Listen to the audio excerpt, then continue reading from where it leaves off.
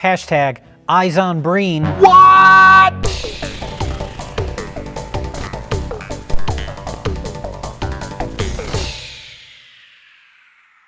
Half in the bag. Hi, this is Neil Breen.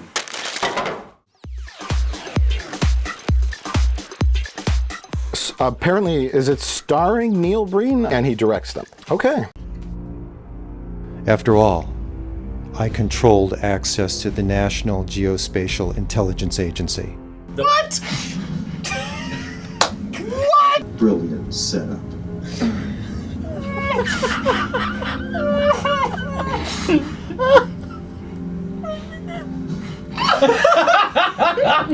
Well, he's very proud of his face. He gives us no information, and he has a tiny Las Vegas sign stuck in his neck.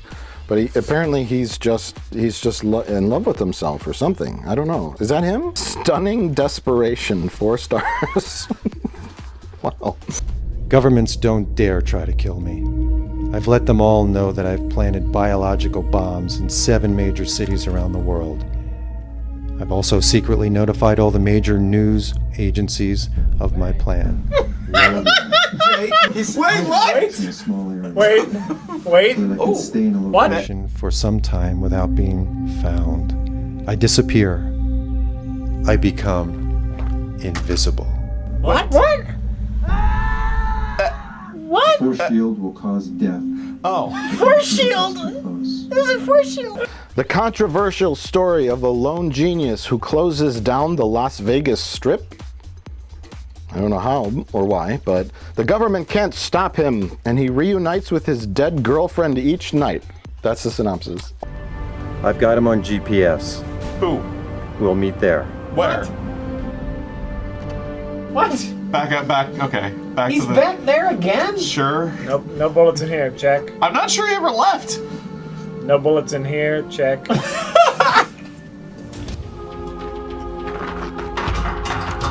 Still trying to get that DirecTV? He's not even tightening anything. He's just running, like moving there. I have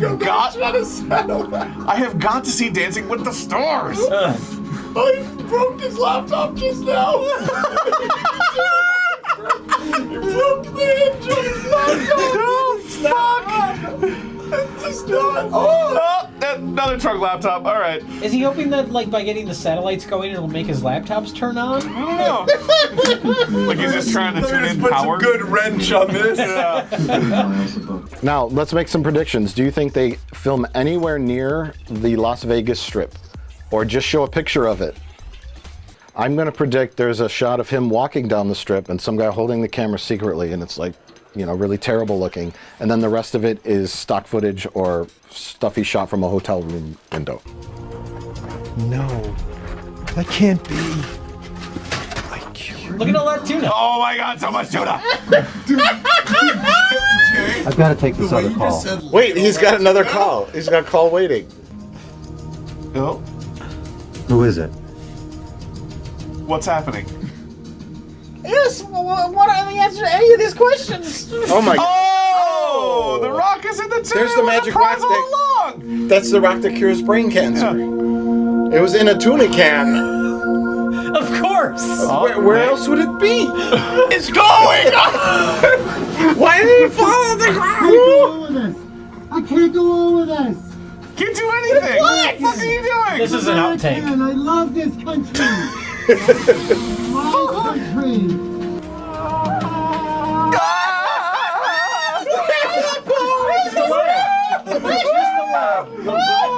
I'm laughing, but I don't know.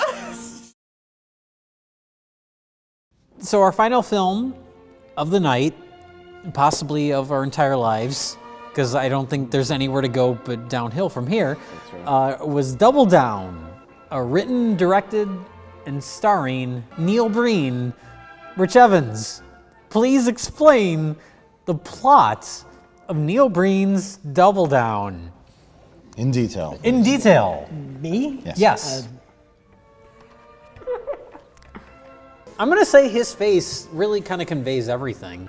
Neil Breen stars as Fantasy Neil Breen, who is the world's greatest secret agent, soldier, hacker, computer scientist, biotechnology developing terrorist with magic cancer powers given to him by a magic rock, given to him by an old man that he finds in the desert, and he's going to use his secret agent bioterrorist hacking powers to Is he good at that stuff? well, he's the best at that stuff that has ever been.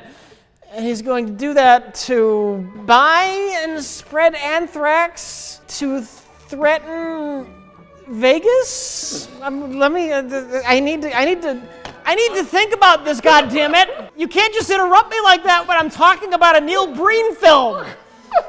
Vegas, terrorist attack, which he's going to start. He's the best. And he's going to stop. He's stopping the terrorists that he started because his dead wife would want that, because they had to kill the wife because he's too good at his job. We'll always be together. If they killed him, they can't kill him, because if they kill him, then he'll kill everyone in the country. So they can't kill him, so they kill his wife, but not his family that we meet for one scene. How good is he at this? He's the best at this. Talk about his ball sack. Yes, we see his ball sack. We see his ball sack. He's the best. He has the best ball sack. I'm sorry. I'm so sorry. But Rich. Oh my God. No, Rich. And he is the best that has ever been at being his job as a super secret agent, bioterrorist activist. And he wakes up every morning under his car with "Help me" written in blood. But it's not his blood. He eats tuna. He loves tuna. He really loves tuna. I mean, he loves tuna so much that he almost gets into a car accident. How many cell phones because does he have? He How has many cell phones? He has as many cell phones as he has laptops. And that's a lot of laptops, goddammit. That's a lot of broken laptops. How many DirecTV satellite dishes? He only has 2, but he uses them constantly. He just can't get them to work. Every morning, he has to put them on his car by like waving around a wrench near the base of the already attached satellite dish. He has the tinfoil out. And he's like, Rich. And then he walks up a hill. Rich, who are the Or people maybe he by the runs train? away from the hill. But then he wakes up by his car. Who are the people and by the his train? car, it's written "Help me" in blood. Who are the people by the train, Rich? What train? I don't even remember the train. When the black guy, and he shoots him in the head. Who the What? Hey!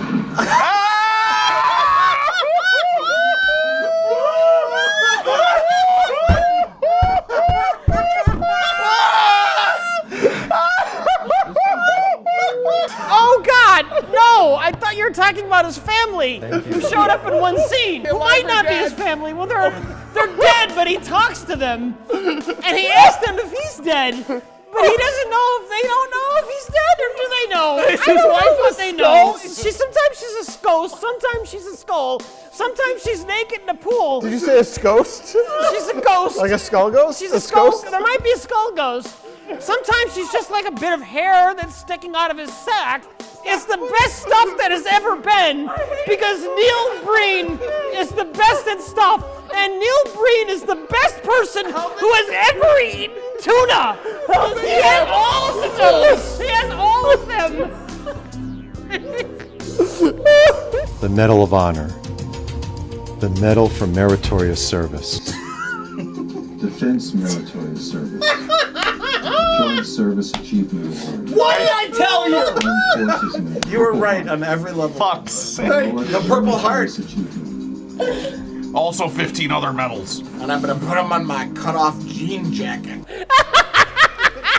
He wears next to his car in the With no shirt under it. Oh yeah, he shot at nobody in this movie. I forgot about that. He keeps answering the phone and no one called and he didn't.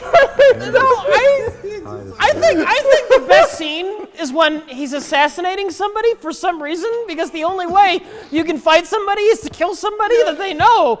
So his target is getting married in Vegas with a girl he just met. oh God, this scene. And So then he picks them up at the wedding chapel dressed as a driver, and then he feeds them poisoned strawberries. Yes, And then injected. it turns out he murdered the wrong people.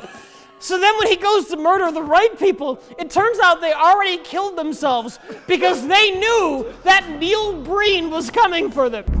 They committed suicide. Do you remember for when no good reason Neil Breen just rubs anthrax on somebody's elbow and walks away? Oh, excuse me. I can steal any car, anytime.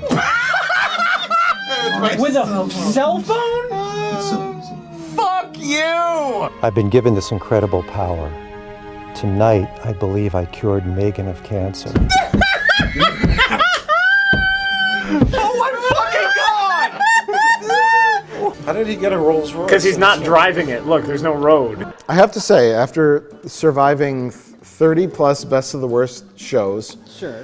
it's a rare occasion when Jack leans off his seat and moves his head towards the screen. Yeah. Because as we all know, Jack has a superpower. But with this, he was like, I want to understand it, and I don't. I need more information. There were And, moments where we were all physically drawn towards the screen. I fell off the chair. You were sitting on the floor. I was laying on the thing. We were getting closer to the screen. We needed more.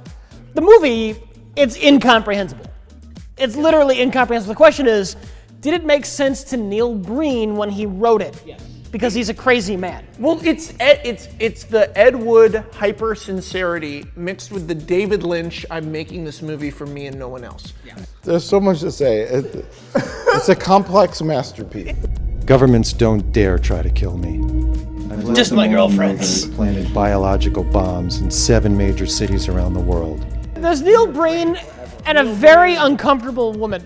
He tests out his anthrax by just dumping some in the local water supply? He kills all the fish. Well, that was just a test. That was just a test. You gotta test your anthrax out. Fuck you, Tuna! I don't need you anymore! Fuck you, laptop! Get rid of all of it.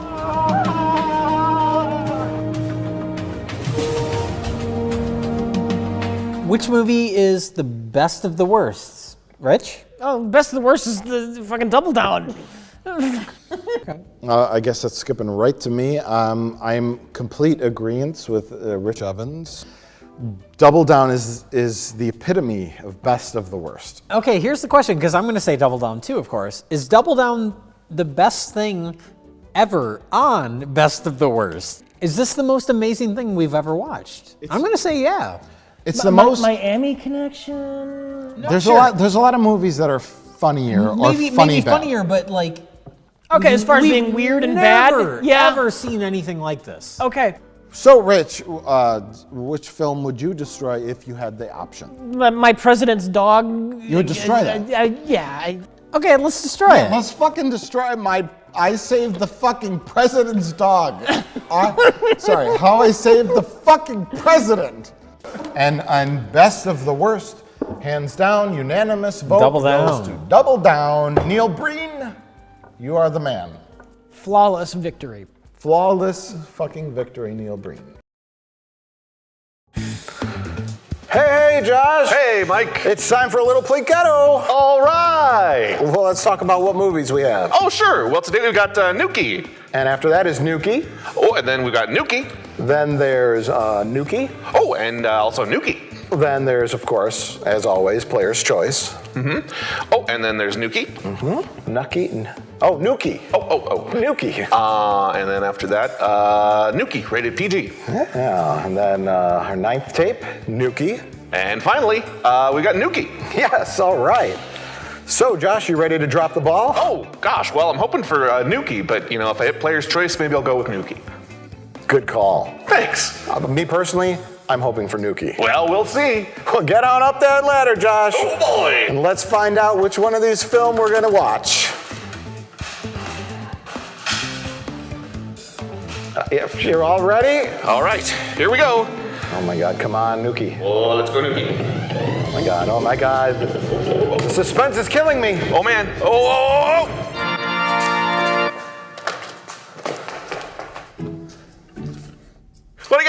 You got Fateful Findings, a Neil Breen film. Would you look at that? I don't know. I was pretty certain we were going to get Nuki.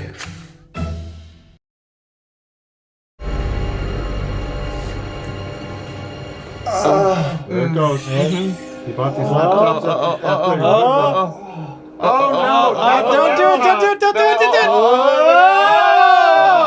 Oh, no, it's fine. It's fine. It's fine. Shit. Whoa. That was close, guys. Oh boy. Precious, expensive laptop. No, I died. Ew.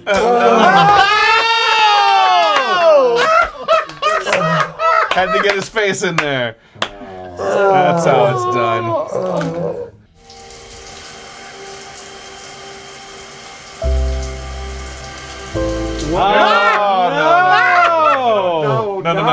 No. What is this? Oh my God! Why is he bleeding again when he wasn't before? Why did this woman agree to do this? I thought he took that off of his face already and it was on the floor. Yeah. What? What? Why? For money? What? You're not supposed to get it wet, honey. Cash. But Sweet money. cash. how much cash? A lot of money. She's doing it for non-fungible tokens. No more books. No more books. No more books. No more books.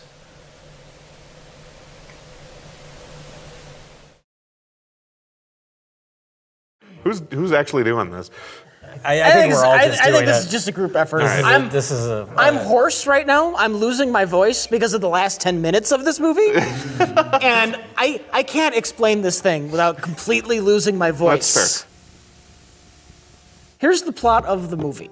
When Neil Breen was a child, him and his best friend found a magic mushroom that turned into a jewelry box that gave them a obsidian cube and some rocks. That's a magical thing. The girl turned the rocks into a bracelet, and he took the cube and held onto it, and then they never saw each other again for both 40 years and also 10 years. They age differently. They aged differently. Is that you? It is, isn't it? So then 10 and or 40 years later, Neil Breen is on the phone. Not or, and. And 10 and 40 years later, Neil Breen is on the phone with his Russian wife when he gets hit by a Rolls Royce. Hi. Yeah? Are you on your way home? Okay. So Great. he's not talking. He doesn't know where he is. I'm somewhere where I don't know where I am. Wait, are you supposed to be talking Yeah, to he's me? supposed to be talking to her.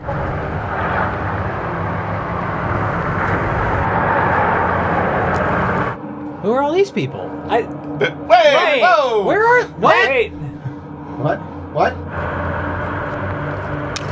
Can you hear me? Oh no. Dylan, what's going on? Talk to me. He didn't. He hasn't talked to you this whole time. No. He got hit by a Rolls Royce. Who are all these people? Where? So Neil Breen gets killed by a stripper, where he goes to the hospital, and his doctor is his childhood best friend, who he hasn't seen in both 10 and 40 years. Yeah. And then he goes home and he takes a shower because he's fine after getting hit by a car. Except with the bleeding. And he's both covered with blood and not covered with blood. And then his Russian wife walks into the shower and has awkward, horrible, disgusting sex with him.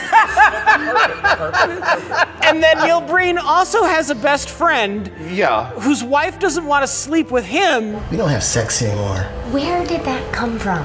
Where did that come from? And then in the very next scene, when he does not want to sleep with his wife. She wants to sleep with him. Even though he has a Ferrari. You care more about that car than me. You would rather be drunk in here than with me? And then they have a party. Yeah. And the friend comes on to the Russian-speaking wife. Get away from me, Jim.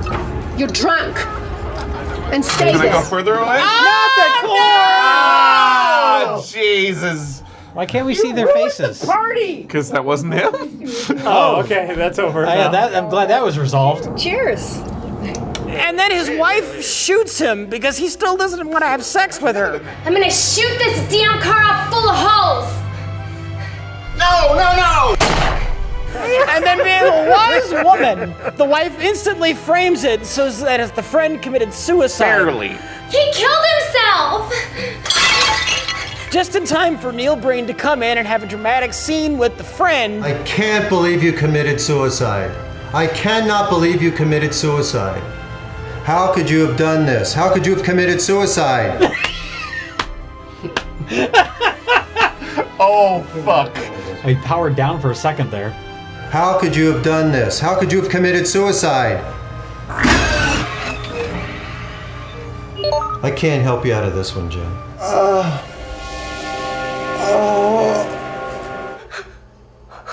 Suicide? Oh, anyway. Did that? He's reading his own book.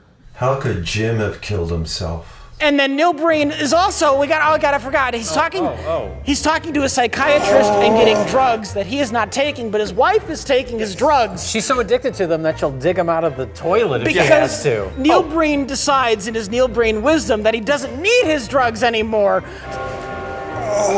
But Neil Breen is also talking to a different psychiatrist who is an old woman and doesn't have an office, but instead has 2 folding chairs. And she tells Neil Breen that he is a special magical child who is destined to have the magic space rock.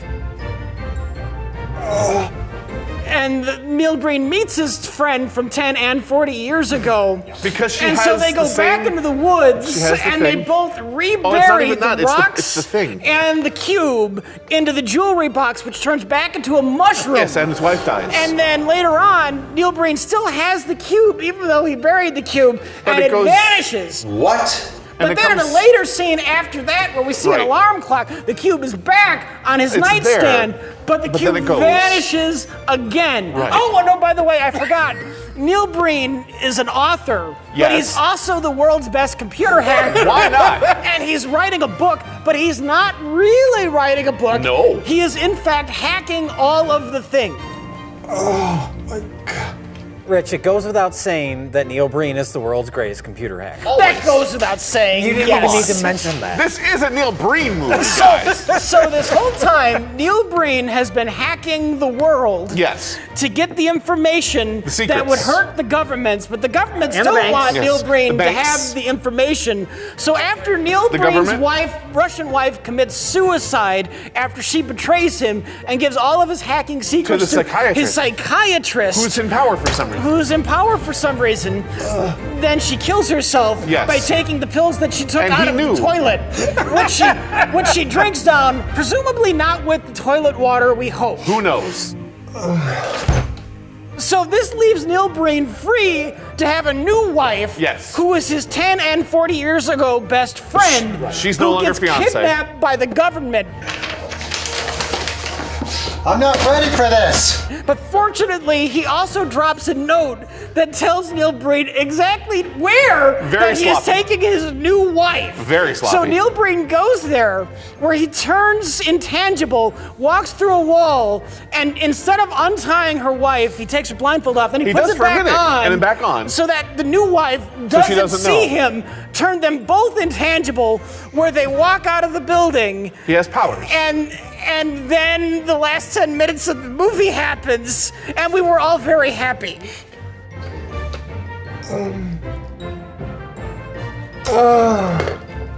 My one tiny nitpick is you forgot about the ghost that was also Neil Breen. Oh, yeah. there was a ghost. There's so many nuances in And a the Neil fact Breen that film. Neil Breen ghost knew that his lady psychiatrist was also a ghost when he met with the 3 ghosts in the desert to read the ghost book. Here's the thing. That's my tiny.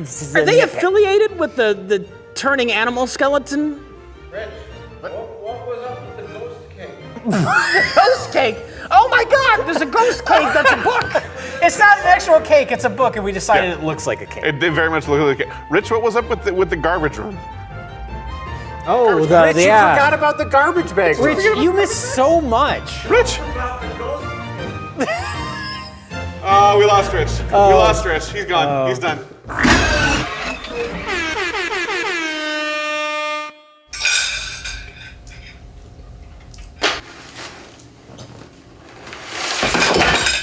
Okay, if we are going to dissect this movie as if it were an actual movie. Let's don't. This is what we are going to attempt to do. What I believe Neil Breen is trying to say is after a near-death experience, he reprioritized his life. I'm with Jack on this one. Do they normally put the oxygen mask over gauze that's covering your entire face? After that, I think the entire film is a bit of a metaphor for kind of reevaluating your life. That's when Neil Breen says, "Hey, publisher, I'm not meeting your deadlines. No more books. I don't Fuck want these to fucking take Bob my Woodward time books. signing these books because I'm so famous." Oh, I didn't even write them. oh yeah, Bob Woodward wrote them. No more damn books. No more books.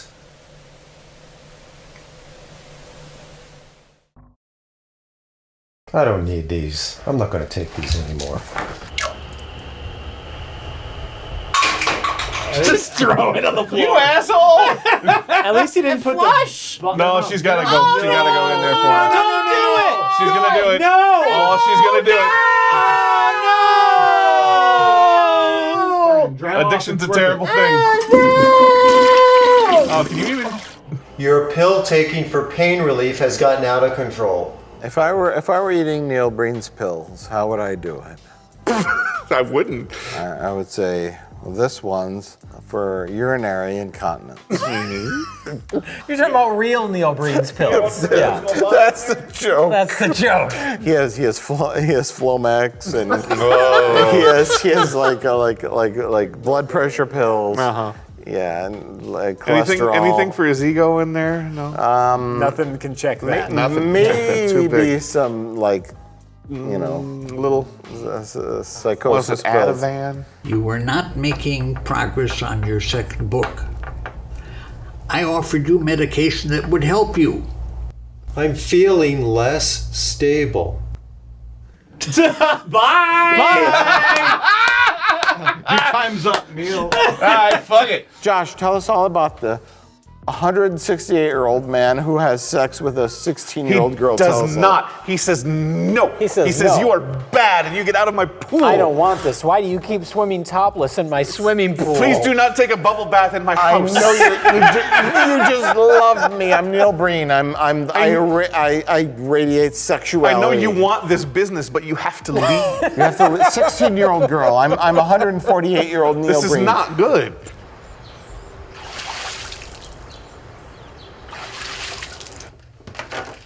Nothing. No, let's not do anything weird. I hope Moving in Stereo doesn't start playing. No! Why? Why are you doing this? Yeah, she's at his house. That's the other guy's stepdaughter. Yeah. Dylan. She can't resist herself, right? I mean, You should put that back on, and you should probably also leave.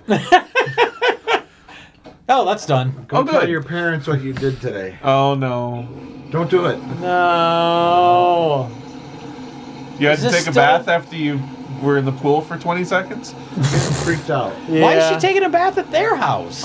You gotta close the drain before. Yeah. Hey, Emily. You're home early. Oh! No. I hate it. No, she's like 16 years old. No. This is weird. He knows it's weird. Yeah, okay. But you also wrote that, Breen, so you don't... But So- it's fucked up. Well, it's because so poorly executed if that's what's supposed to be happening. Oh, she got distracted. What? The 43-year-old Russian girl is too young for Neil Breen. Yeah. The 16-year-old is far too young for Neil Breen. So this is how we know that Neil Breen is a good person. Because he writes scenes where he turns down 16-year-olds. Where he writes scenes that 16-year-old girls are attracted to him. Yeah. How could you imagine that any woman in the world would not be attracted to Neil Breen? That's just not Especially real. when he has gauze on half of his face and he looks like Darkman. I don't like it, but it's apparently a fact. Maybe she was just attracted to all of his laptops. Ooh, he's got so many. He's got so many laptops. They're never turned on, but... No, they don't work. They don't work. Not one of them, but they're there. As a writer, what would you use the other laptops for? Research. Research. Research. He's researching a lot of stuff, Jack. Government, banks. What else is he? Who else is he trying to take down? At the end? Business, government, businessmen, government research, lies, true, true lie, Jamie Lee Curtis, corruption, also, True Lies the movie. True Lies the movie. He just streams True Lies on one Total computer. Recall, Total Recall. Oh, that's Arnold my True Lies Schwarzenegger. computer. Oh wait, this is my favorite part. Tom Arnold. Yeah. Hold on, wait. Oh no, he's taking on Quato. He's taking Quato He's hiding down. behind the fin pole. He didn't get shot once. No, not once. It's good. All right, back to work. All right. Stay away from me.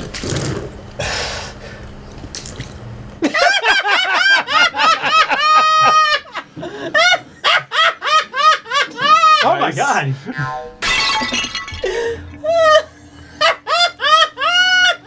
That was a scene.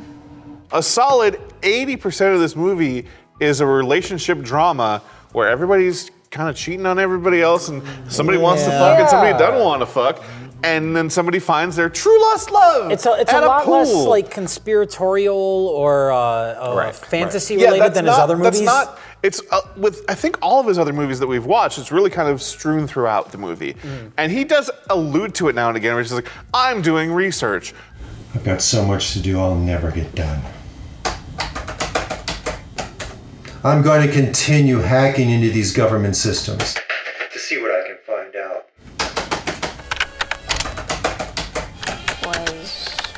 about all this national and international corruption I know is going on. This is a romantic drama. Is For the 95% core of the this movie. And then all of the sudden, at the very end of the movie, after the romance plot is concluded, he holds a press conference. And then everybody fucking kills themselves. What the fuck? It's brilliant. It's fucking brilliant. I want to be honest with all of you. Look at his mic stand. Look at his PVC It's pipe made out mic of, stand. T connectors. Painted black T connectors. All over the world.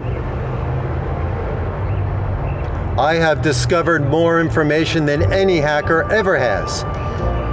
Ever. What I have found What did you find? is shocking. Gonna shock you.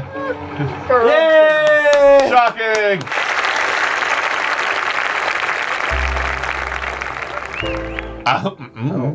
Who are those people? Important senators. Here are the files. Money, payoffs, and greed Who are you? were always the priority Important senator. of my company. Like many companies, What? I'm afraid of going to prison. They now know my crimes. Why are you admitting this? Oh, because. I am resigning today as your senator. The people who elected me The documents. deserve someone who cares about them. The documents were released. Is this guy gonna kill himself too? Oh God, how many bars are we gonna get? Oh yeah. Oh, he's gonna hang himself! In Neil Breen's bedroom. Look at how happy Neil Breen is! Look at how happy he is! Releasing these files today will not endanger it will identify governments and corporations that have committed fraudulent and criminal activities against mankind. These people must be punished. Immediately. I resign today as president of the bank. Oh no. President of the bank! Kill yourself! Yeah. Stop killing yourself!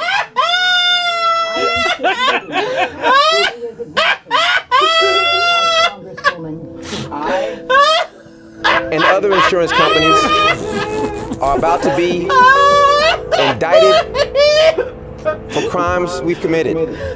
The people. Are they gonna shoot each other? Ooh, there you go. Hey! Kill yourself!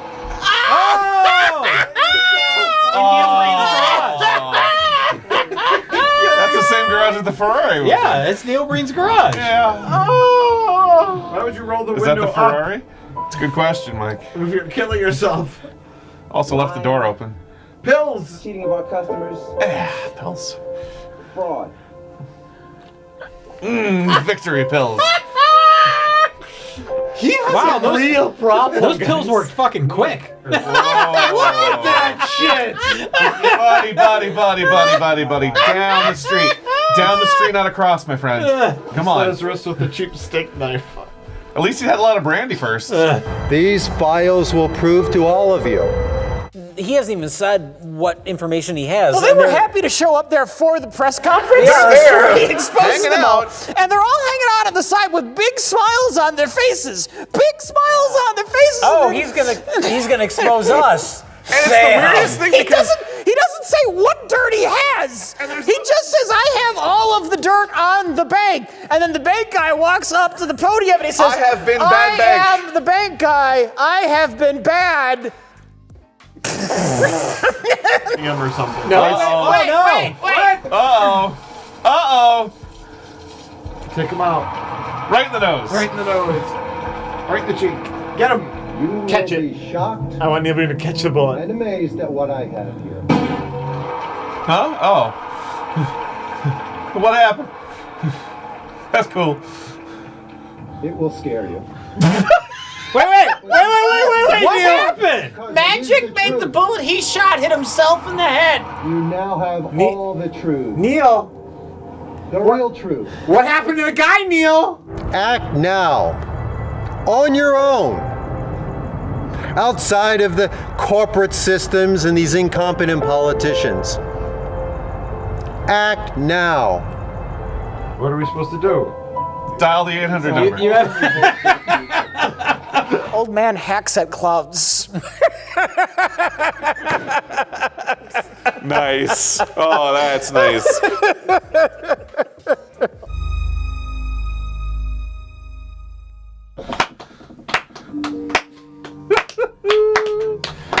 You guys, Oh, it's Lord. a magical day. All right? Happy 100, everybody. We can be done now. We never have to watch another movie. I think we've done it. It's probably the most coherent movie Neil Breen has made to date. It's just the division. It's the clear division. It's the clear division of love story, libertarian fantasy. And it's right But there. the fact that you said clear division is something you've never been able to say in relation to Neil Breen before. That is true. That is true. Well, I don't know if we can really do a best of the worsts. We can. How? Well, It's I was gonna say pass through. I mean, It is so as the best of the worst for this episode is pass through. Yes, absolutely. My vote for best of the worst is how to have cyber sex on the internet. Why? I'm fine that you say that, but I want to know why. Are you asking me to have cyber sex? No. What is your vote? It's a Fateful Findings. Yeah, of course it is. Jay? My pick for best of the worst is Nuki.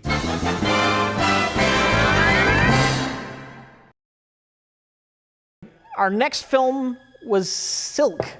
Josh, would you like to explain what happened in Silk? Silk.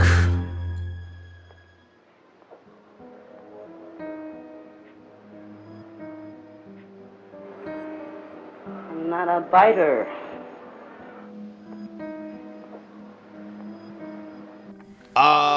We.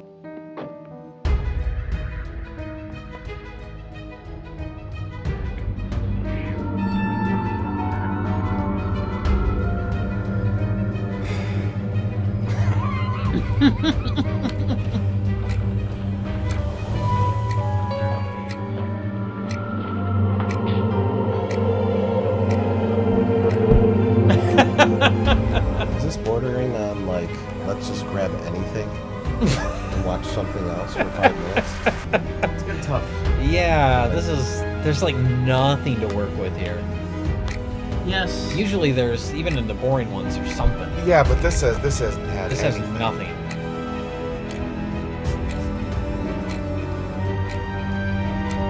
David Carradine, Tai Chi. It's going to be better. This is like emergency situation. Yeah. There's nothing to work with in this movie.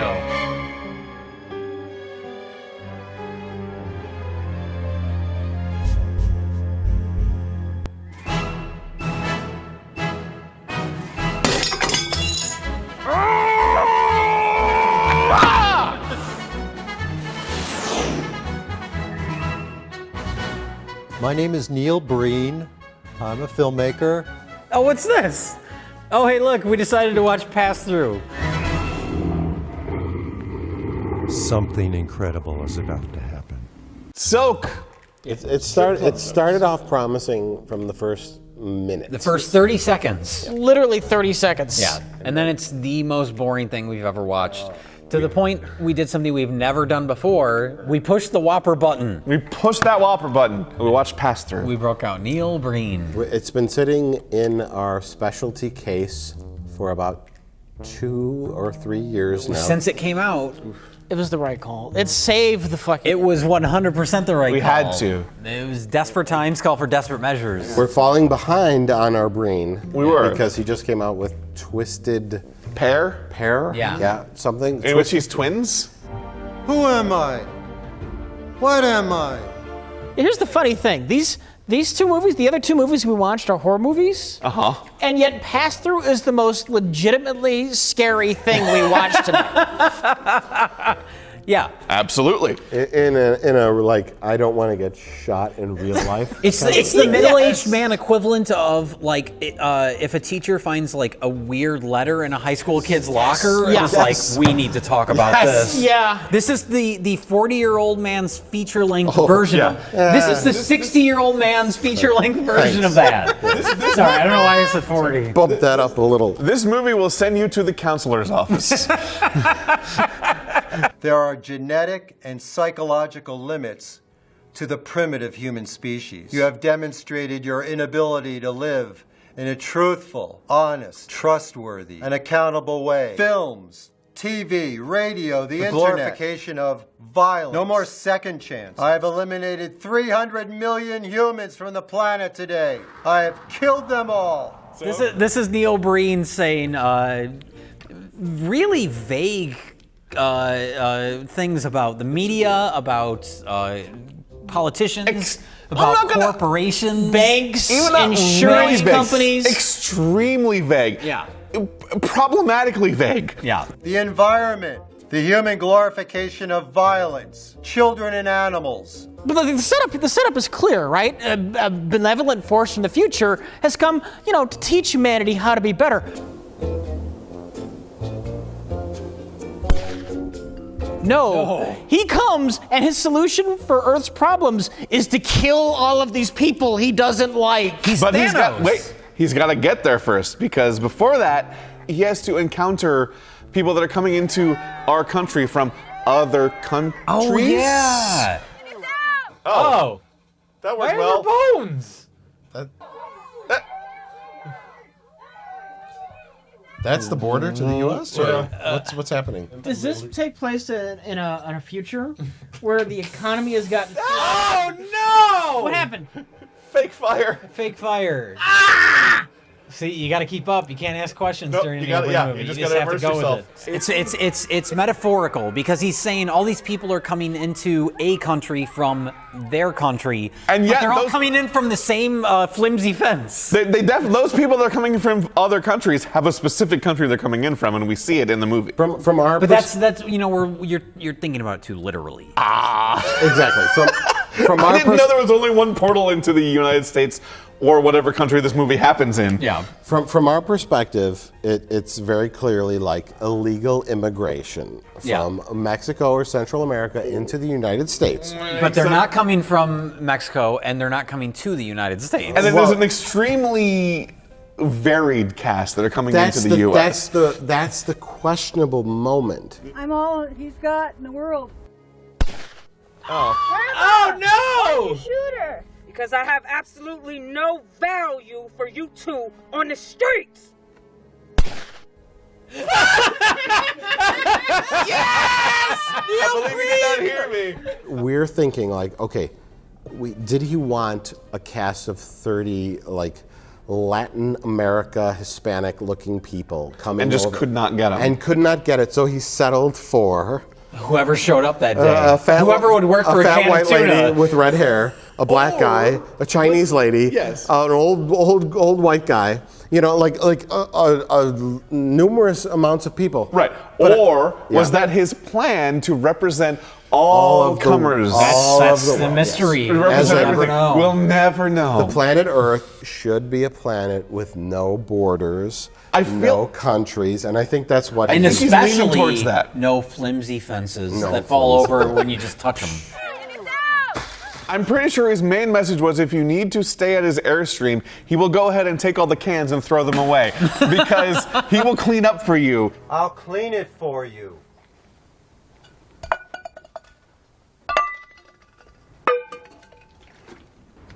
Oh my god! What are you doing? And you can lay on his nasty ass mattress. Because look, it's clean. It's clean. Look, it's clean. There's some Look, it's clean. springs popping out. It's clean. It's all clean.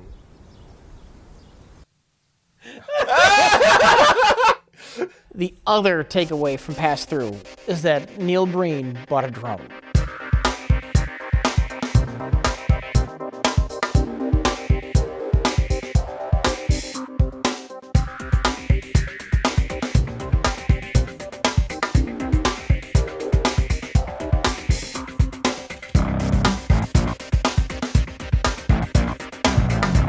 Yeah. That should be the title of the film. I bought a drone. Like we bought a zoo.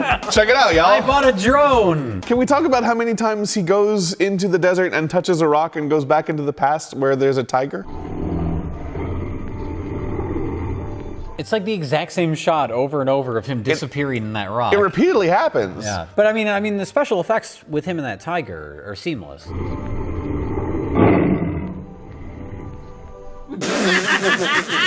The camera's moving. For a second, it looked fine. Yeah, it almost looked okay. There's one shot he uses twice in the movie with the tiger. Yes. And it actually looks really It's good. more than twice. It's more than twice. Well, it depends on which shot you're talking about. Are you talking about the up close shot? The up close. That's twice. No, the first part of the shot, it's a really good effect. For half a second, and then the camera moves. Yeah. The camera moves on not on him though. On the tiger. He stays still. The stock footage move. Yeah. Yeah, so all of a sudden you get this snowy background. In the desert. Have you seen the future? I am the future. Are you one of us? Or from out there? Yes.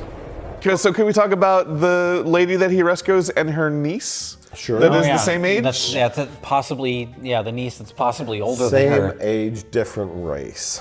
Different race. Now, I want to point out that this is not impossible. It's just extremely improbable.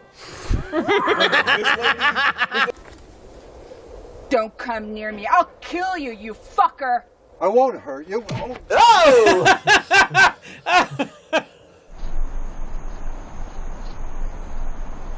If it can be destroyed by the truth, it deserves to be destroyed by the truth.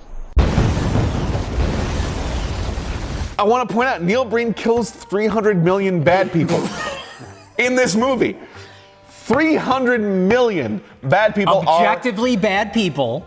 They are Anyone that works for a bank? Corruptors, politicians, bankers, insurance agents. Yeah. Sorry. Fox News hosts. It's set up that Neil Breen has manually, personally, gone around to every cocktail party in the world and just chit-chatted. As CEO of a major bank, we manipulate interest rates to serve our best interest.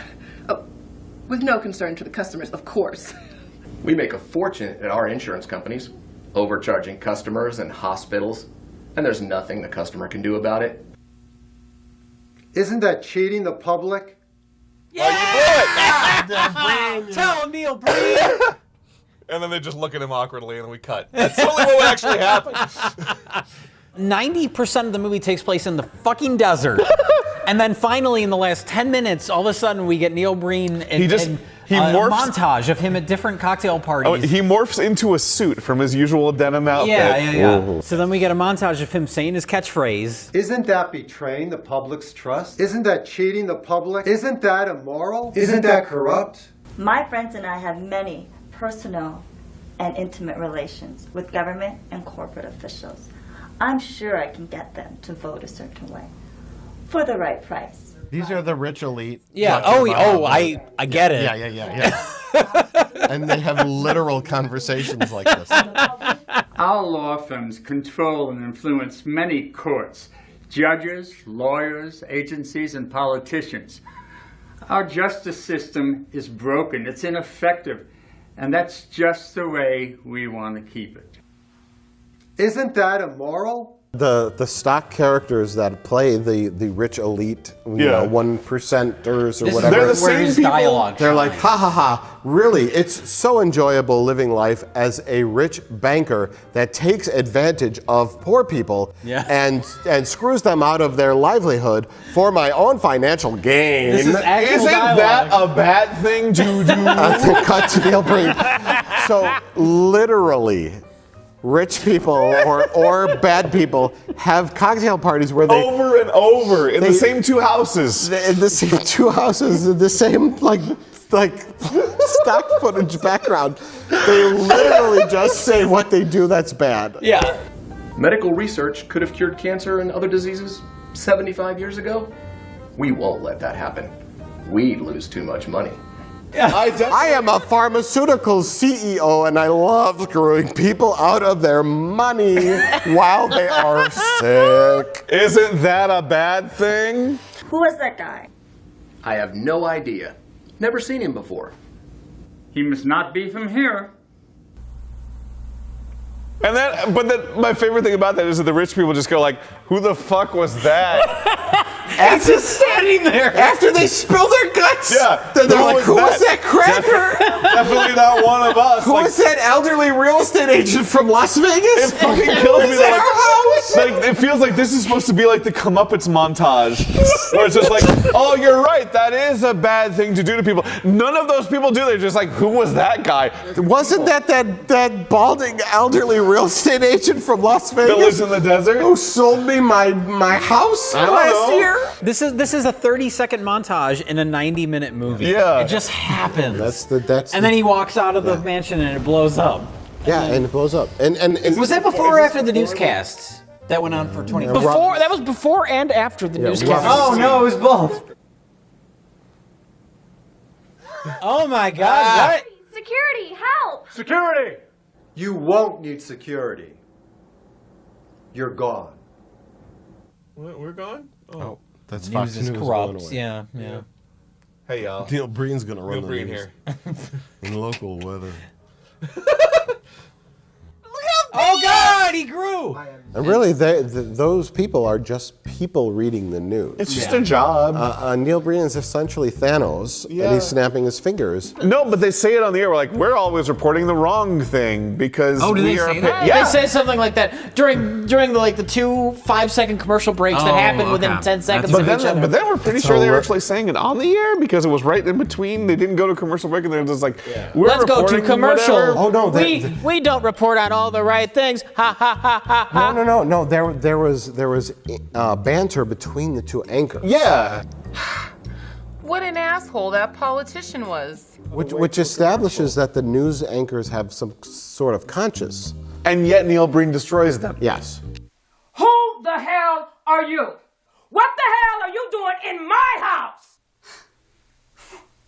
This is my universe. I will kill you. I will eliminate all of the people like you that have ruined this planet.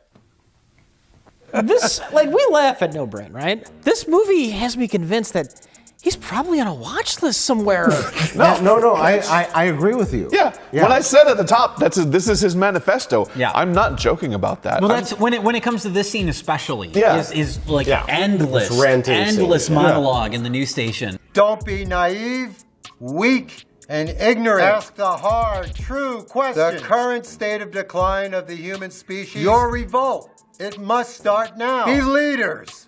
not followers. If the president, whoever's the president at the time, is going to Las Vegas, we have 3-word code like eyes on Breen. Eyes on Breen. Hashtag eyes on Breen. POTUS is landing.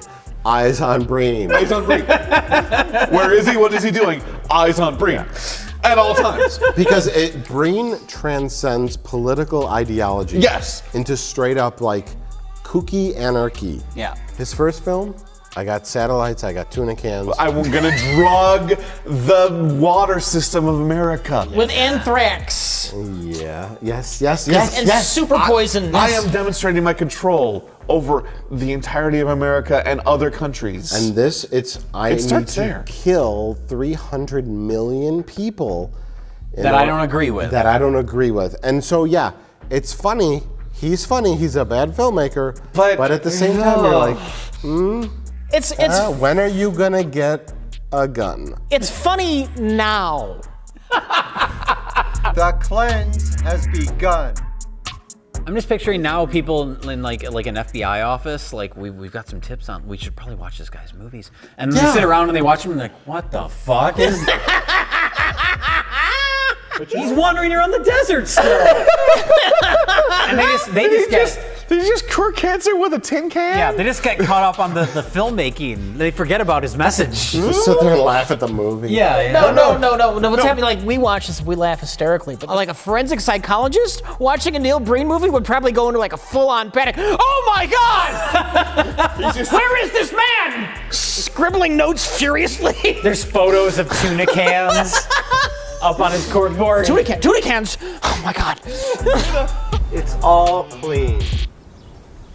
The scariest part is that it's unfocused crazy. Illegal war, violence, the abuse of the media system, political correct TV, radio, the internet. You got crazy, right? And the crazy says the banks, right? Mm-hmm. The banks are doing this thing where they're manipulating the economy, all right? And don't invest your money because the banks are doing. Neil Breen is like. Every kind of crazy. Yeah. And any kind of specific nature of humanity is bad. And needs to be erased with a biological weapon. And you're like, oh, what? I don't know what Neil Breen's capable of. Yeah. That's a problem. He's capable of pass through and double down. Lord knows what else he can do. Yeah. Mass murder is just a step behind that. I think this is his first attempt. Again, like I'll go back to it. The suicide rates will go up 1,000% after I release Pass Through. Well, hopefully, his movies are incompetent. So hopefully his like world domination and mass suicide plans are also incompetent. I am convinced he went to like the store, he bought 7 or 8 guns, gave them to some homeless guys, expected them to instantly start the revolution. But then they just sold them at the pawn shops. They wanted 40s. They didn't want guns. Was there an episode of like Pawn Stars where some homeless man walked in with like a nice new gun? I got this from some guy in the desert. He was wearing a jean jacket with a lot of hair. buttons all over it. The sleeves were He had dirt on his cheek. This here AK-47 was owned by Neil Breen. Does that give the gun any extra value? No, that devalues it. It does. It brings it down. Who's Neil Breen? Oh, you'll know someday. These are from where I come from. Now they'll believe you.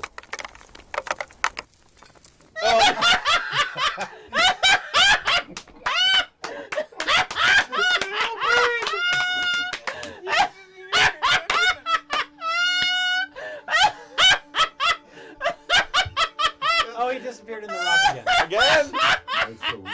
So everybody. Oh God. All right, so those were the movies we talked about today. That's right. But the time has come to pick the best of the worst. Jesus. Mike. Without doubt, Pass Through by Neil Breen. Fantastic. Jay. Is it even like we might as well not even bother with this part when we do a Neil Breen It's movie. not even a question. This is Neil Breen. It's Okay. Neil Breen. Yeah. Well, then that leaves the other question. We brought him in as an emergency backup, and he did not let us down. No. No, he is incredibly incompetent. Yeah, I enjoyed the first two movies more than I think either of you did. I agree. They had their I'm with charms. you. They were a little sluggish, but they both had their charms. But I mean, Neil. You can't beat Neil Breen. Okay, so then the final question is, how are we going to destroy Silk? No, I was gonna say, yeah, it's the first movie that we've ever abandoned. Mm-hmm. Well, I don't care. let's destroy it in the most passive way possible. Did you pick a best of the worst? It's pass through. Fucking dumbass. I thought you might have enjoyed DeForest Kelly's performance in Night of the He gave it his all for a killer Everybody bunny rabbit did movie. what they could. Yes. Everybody tried to make a movie, and that was the problem. Yeah, I don't want to get down on Night or Zombie 3, actually. DeForest Kelly's a classy guy. Yeah. And I'm a sucker for the shitty Italian movies. As am I. No matter how bad they are, they always have kick-ass scores, and this was no exception. Absolutely, that score was boss. And this, I want to say that this DVD actually came with the soundtrack. You buy the soundtrack, and I guess you get a movie with it. Yeah. One or two. I wish that Neil Breen would include his library music. I don't want anything extra from Neil Breen. Okay. Because that just makes you like more complicit. More complicit in some kind of crime. Alright. So Eyes on Breen. Eyes on Breen. Eyes on Breen. Hashtag Eyes on Breen. Ask the hard, true questions and give the hard, true answers. Hi, Mike. How you doing? Good, James. That second film we watched sure was something else. Yeah. What do you want to watch next? Oh yes. Well, I discovered this CD case that contains a film. That looks mysterious. It's been printed on a home DVD printer. Okay. So this either traveled from the early 2000s into the future. So someone can afford printer ink. Yes, it is a this person is wealthy. Printable DVD. Oh. It traveled through time. Right. It either traveled through time or it is a Neil Breen film. Whoa.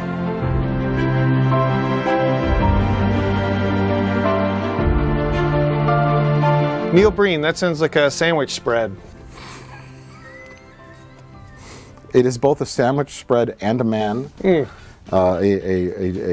filmmaker from Las Vegas, Nevada, named Neil Breen, who's made other films, apparently. Mm-hmm. Yeah, I've heard filmmaking's a real gamble. So this is the new Neil Breen film. We've done two of his films before on Best of the Worst. This is Twisted Pair. Right. Copyright 2018. There's no box. There's no artwork. It's mysterious. He could not be bothered to make a case for this when he self-distributed it on a printable, burnable DVD-R. Yeah, I wonder if we'll be able to make a case for whether the movie is good or not.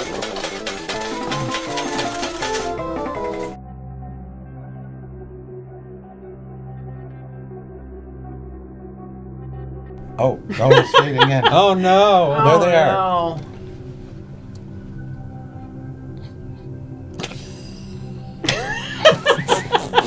My performance will be groundbreaking.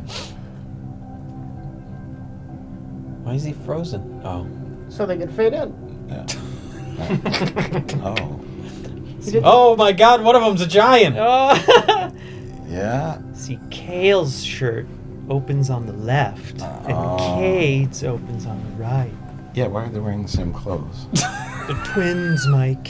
Even after being abducted by aliens, they got on the same jeans. He's growing. Look at it! Yeah, look at his feet. Growing. Maybe the aliens gave him clothes. The final time I saw Cale broke my heart. Although we were now humanoids, I still felt a bond and love for him as my brother.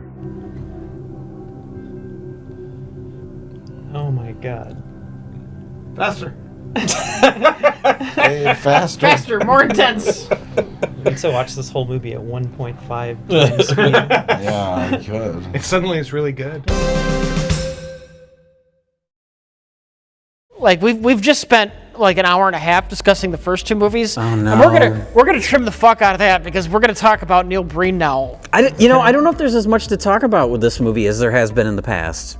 This is almost like, okay, now we get it a little bit. It's probably the most coherent Neil Breen movie we've ever gotten. You know what? Is that sarcasm? I vaguely know what happened in this movie. Yeah. He's blossoming as a storyteller, Neil Breen. Yeah. What the fuck are you talking about? I'm saying this movie, Neil Breen is becoming the best storyteller that Neil Breen can be. Okay, that's fair, yeah.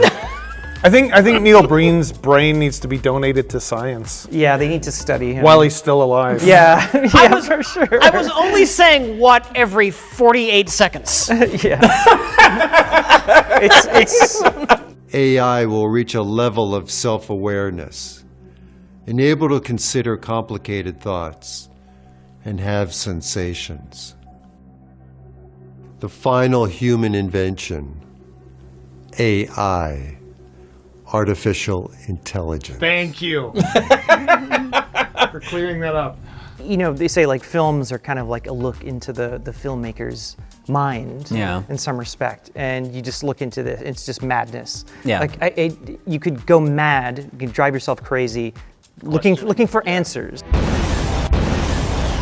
The force's advancements in AI far surpassed anything on Earth.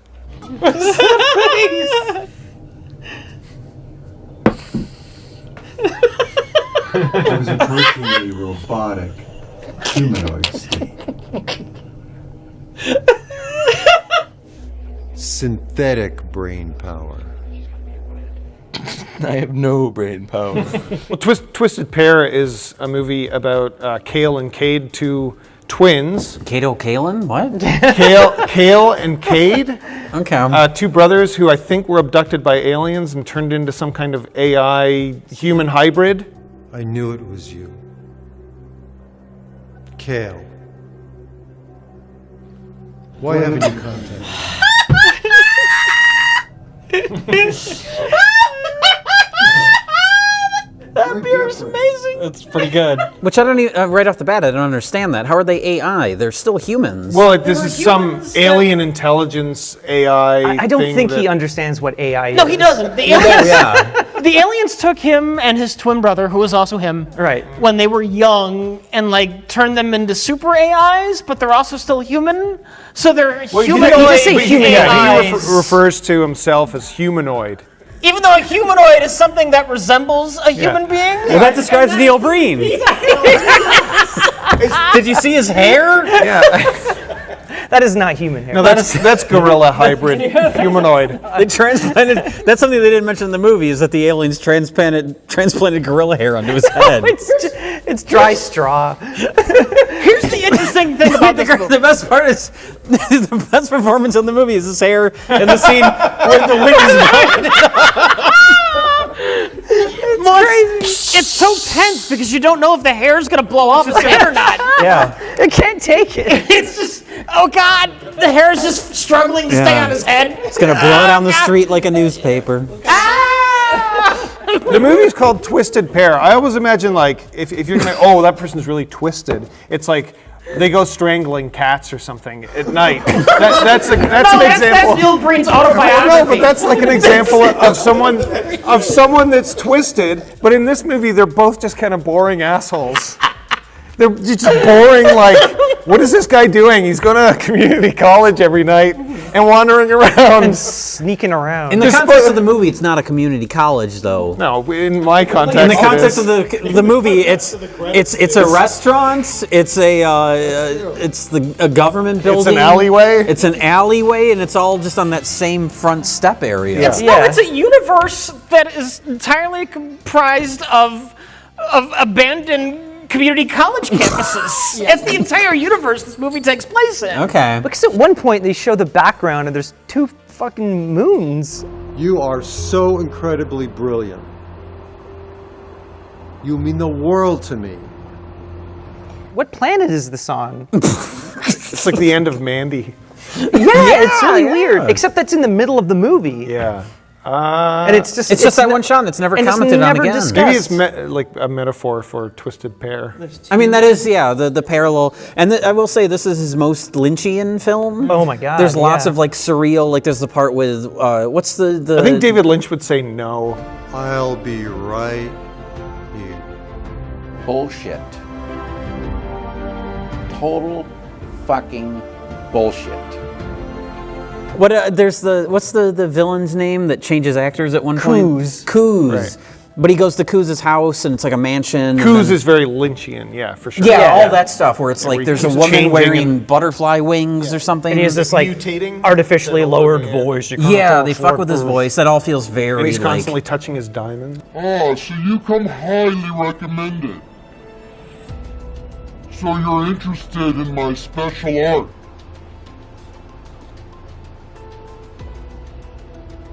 The camera's Are we on. rolling? Yeah, we're rolling, Neil. Mr. Breen, we're rolling.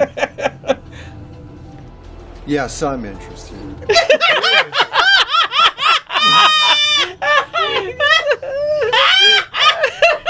He's got a bowl He's of constantly petting his diamonds. He's not even just like stroking them. It's like not costume jewelry. Yeah, he has a bowl of Plastic garbage diamonds dollar store diamonds. that he carries around with him everywhere. Kuz's empire is planning the takeover of the Earth. and then he also has 3 sentient ceramic cats. That's right. Yes. Yeah, so that, and then also the idea that there's the doppelganger thing. That's a repeated thing in David Lynch's stuff. Yeah. There's something weird about those cats because they keep rotating. They keep changing And you know like that- configurations. It reminds me, I just wonder if Neil Breen like heard about that thing that happened in that museum. I think it was in Britain or something. And there was this, I don't know if it was a cat statue, but there was a statue. And security cameras would capture it rotating occasionally. Ooh. That's and then they creepy. come in the next day and they'd see it like rotated like 90 degrees or something. Was Neil Breen behind it? No, it turned out it was like construction or something outside. But Oh, just I always wonder if vibrations that's of where he got the idea. And But Zach Baggins Yeah. came in and did a show on it. They edited out the construction noise across the street. Big jackhammers. It's like for Neil Breen's next movie. I wonder if those cats are on eBay right now. Oh, crowdfunding. But there is the dual sort of thing going on with the two brothers. Who am I? What am I? What's happened to us? And then you have the two brothers sort of, love scenes. And Well, they have parallel lives. they have parallel lives Yeah. and they have parallel love interests. And the first one is him following a woman to her house. This is really creepy. Well, he bumps into her in front of the homeless man and his rubber rats. Yeah, that would be great. No. Yeah. Those are fake rubber rats. Wait, what? The rubber rats. Rubber rats next to the. It's supposed to look like a filthy alley. Yeah, the so scene he put called for a rubber dark rats. alley. That's his friends. That's the homeless man's friends. Oh, Jesus. Shoot. Excuse me. I'm so sorry. I apologize. It's okay, I got it. No. Here, let me get that for you. Hey, shoot. Wait, Gosh it's my darn fault. it. It's No, my no. fault, really. Give me my I paper. apologize. Just leave me alone. Let me make Leave it me up alone. to you. No. He acts like he Well, just that's met the her, point. and he's being a real fucking creeper Yeah. who won't leave her alone. He's like, no, hey, you want to go out for a drink? And she's like, leave me alone, you creep, whatever. And then she walks home and he starts following her. I'm gonna hurt you now. You're mine now.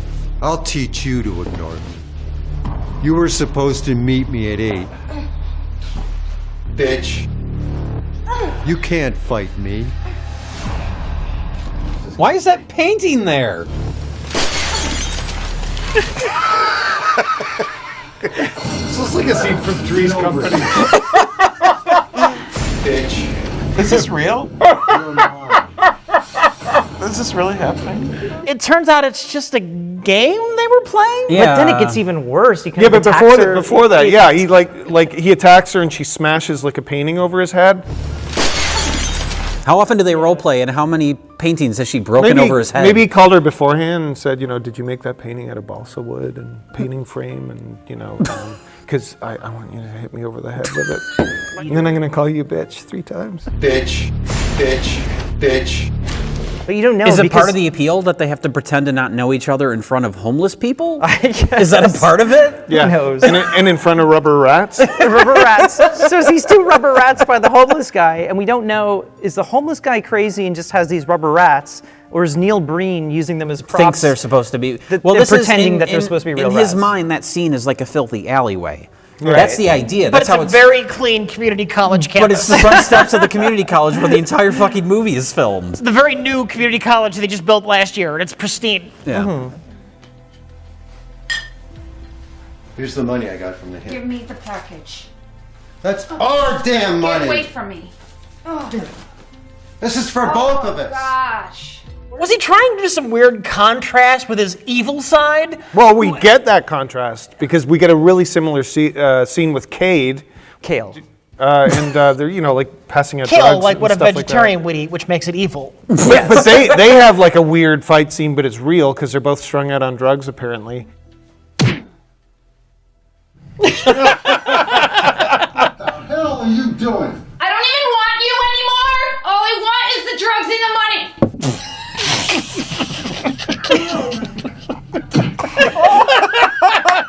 That's here. Straighten up. We're both fucked up. I don't care. I don't want you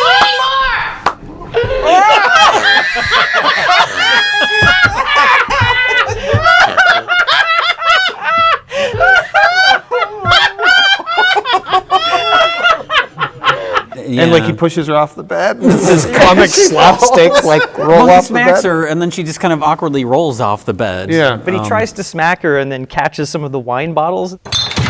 I'm wondering if you actually hear the sound effect, but when she smacks him, she just like catches his hoodie. But this is like his version of what like an alcoholic, drug-addicted couple relationship would be like. They just have tons of bottles and pills, like Lots of alcohol wine. bottles, and yeah, it's like a student film or something. Yeah, that scene. it's like in every aspect of like whether it's that or other acting aspect. Neil Breen just seems to be like constantly impersonating a human being, as opposed to representing a human being. Yeah.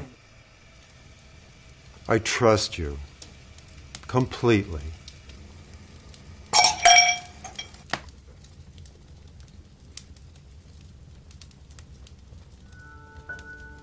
It's like he doesn't know how to impersonate a human being. It's just Well, like, that's because he's above human beings. That's the running thing through all of his movies is that he's true. here to teach us our I'm evil the ways. weapon. I am the weapon. Yeah, I'm the best that's ever existed. He's got a messiah complex. Yeah, I mean that's every one of his movies. Yeah. But that's what the weird thing about this is like, is he starting to be conflicted about that? And that's why he developed this other character. The only one that can take down Neil Breen is another Neil Breen. Well, I'd say that because I thought they were going to have a fight at the end. They never have a fight. What's going on here is like, it's actually kind of interesting, really, because Double Down, he's just the badass. Yeah. It's fantasy Neil Breen. And then you get like 2 Pass Through, the last one we watched. Yeah. And he still thinks very highly of himself, but like the crazy has started to creep in. I've eliminated 300 million humans from the planet today. In human terms, I have killed them all.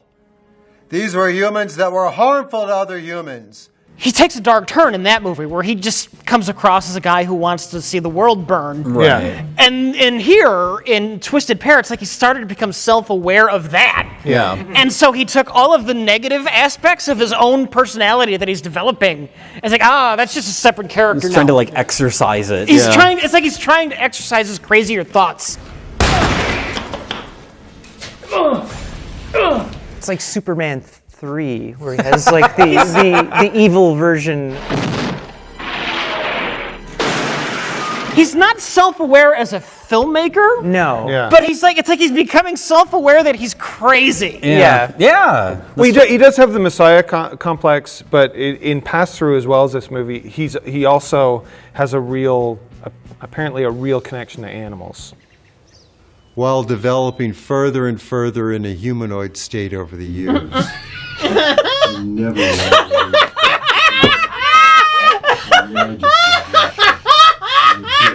Is he supposed to be petting Yes, it? look, he's nuzzling. He's supposed to be He's there. touching the stump. He's nuzzling it. Because he's petting the stump.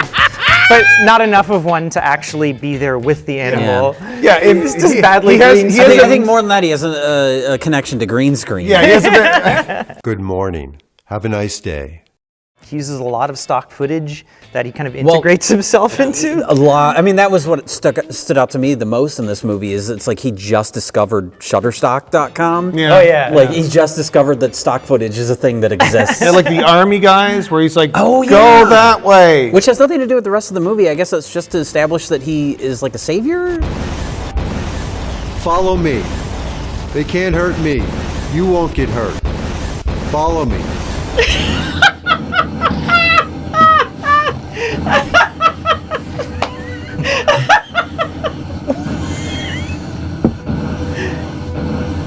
He has to be self-aware at this point, right? That is a question that we all cannot answer. This is too much.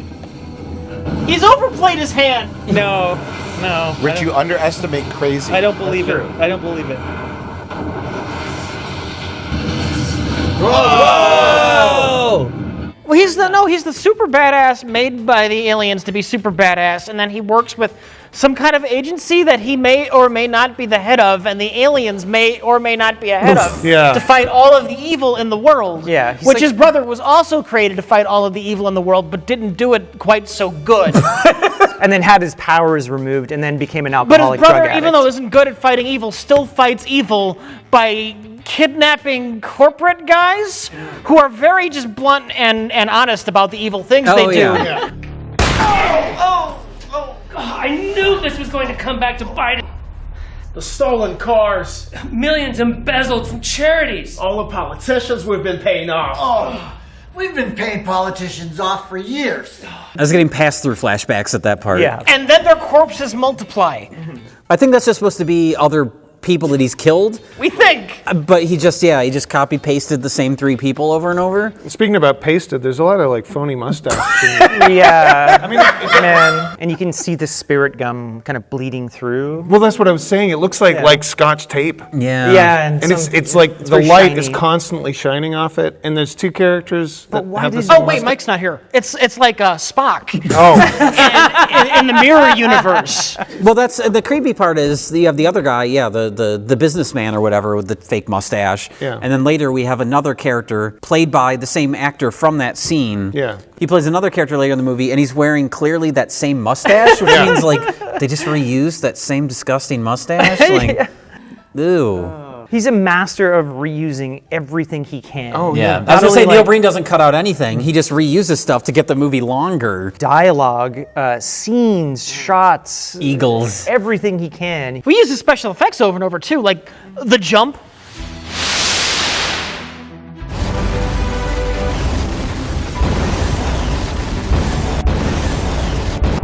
Even when he's falling down, he jumps up.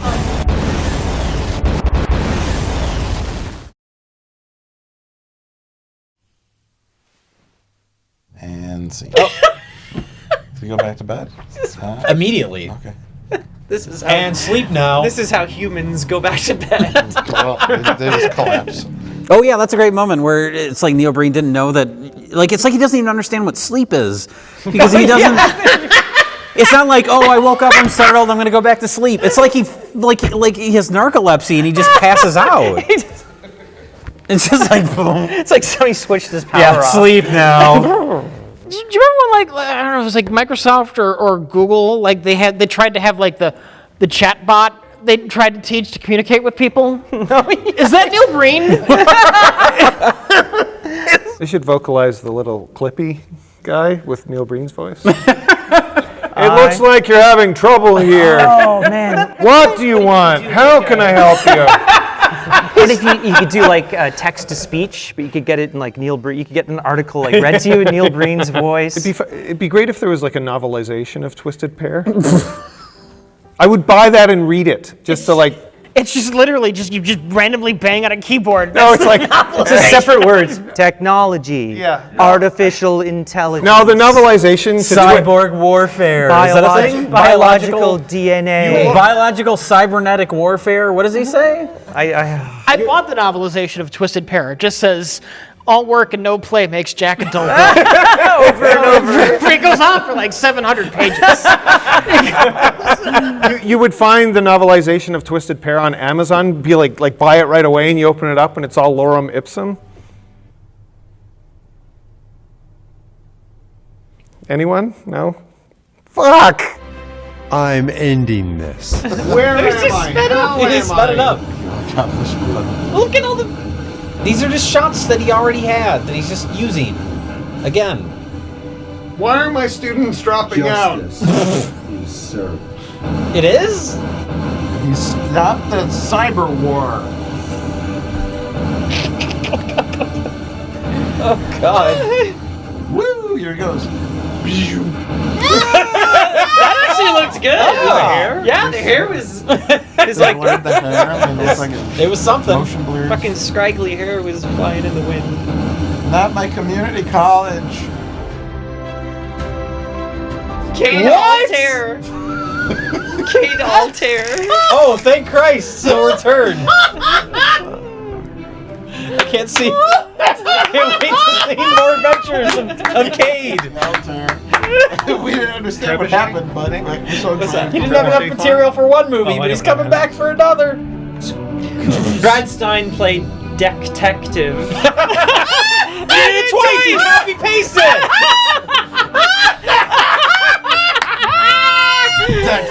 Astro Eagle is Eagle. Detective. The eagle gets a credit.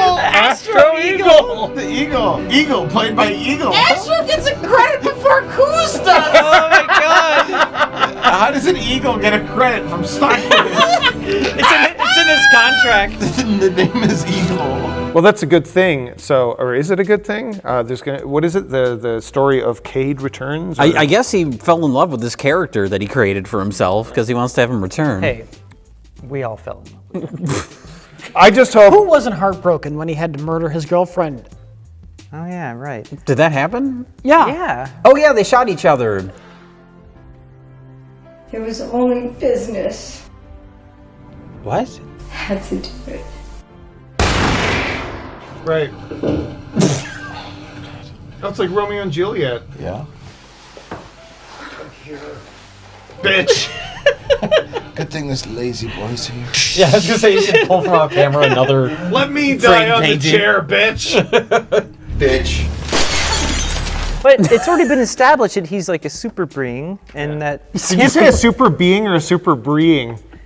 super being. Super breeing? Super Clearly, he's a Breen. super breeder. But he can't be killed, so she tries to shoot him. Yeah, but a sequel could be good. What We have so many unanswered questions. If Neil Breen's watching, I just hope that you film it at Nevada State College again. No, I hope the sequel is like full of like the classrooms are full of students. Just like who is this guy and what is he doing? It's just like him doing a lecture about making blockbusters. Except he wasn't scheduled to make a lecture. He just walks into the room and starts talking. Everyone's very confused. Who wants to work on film? Why do you want to work on film? Everyone has the right to be loved.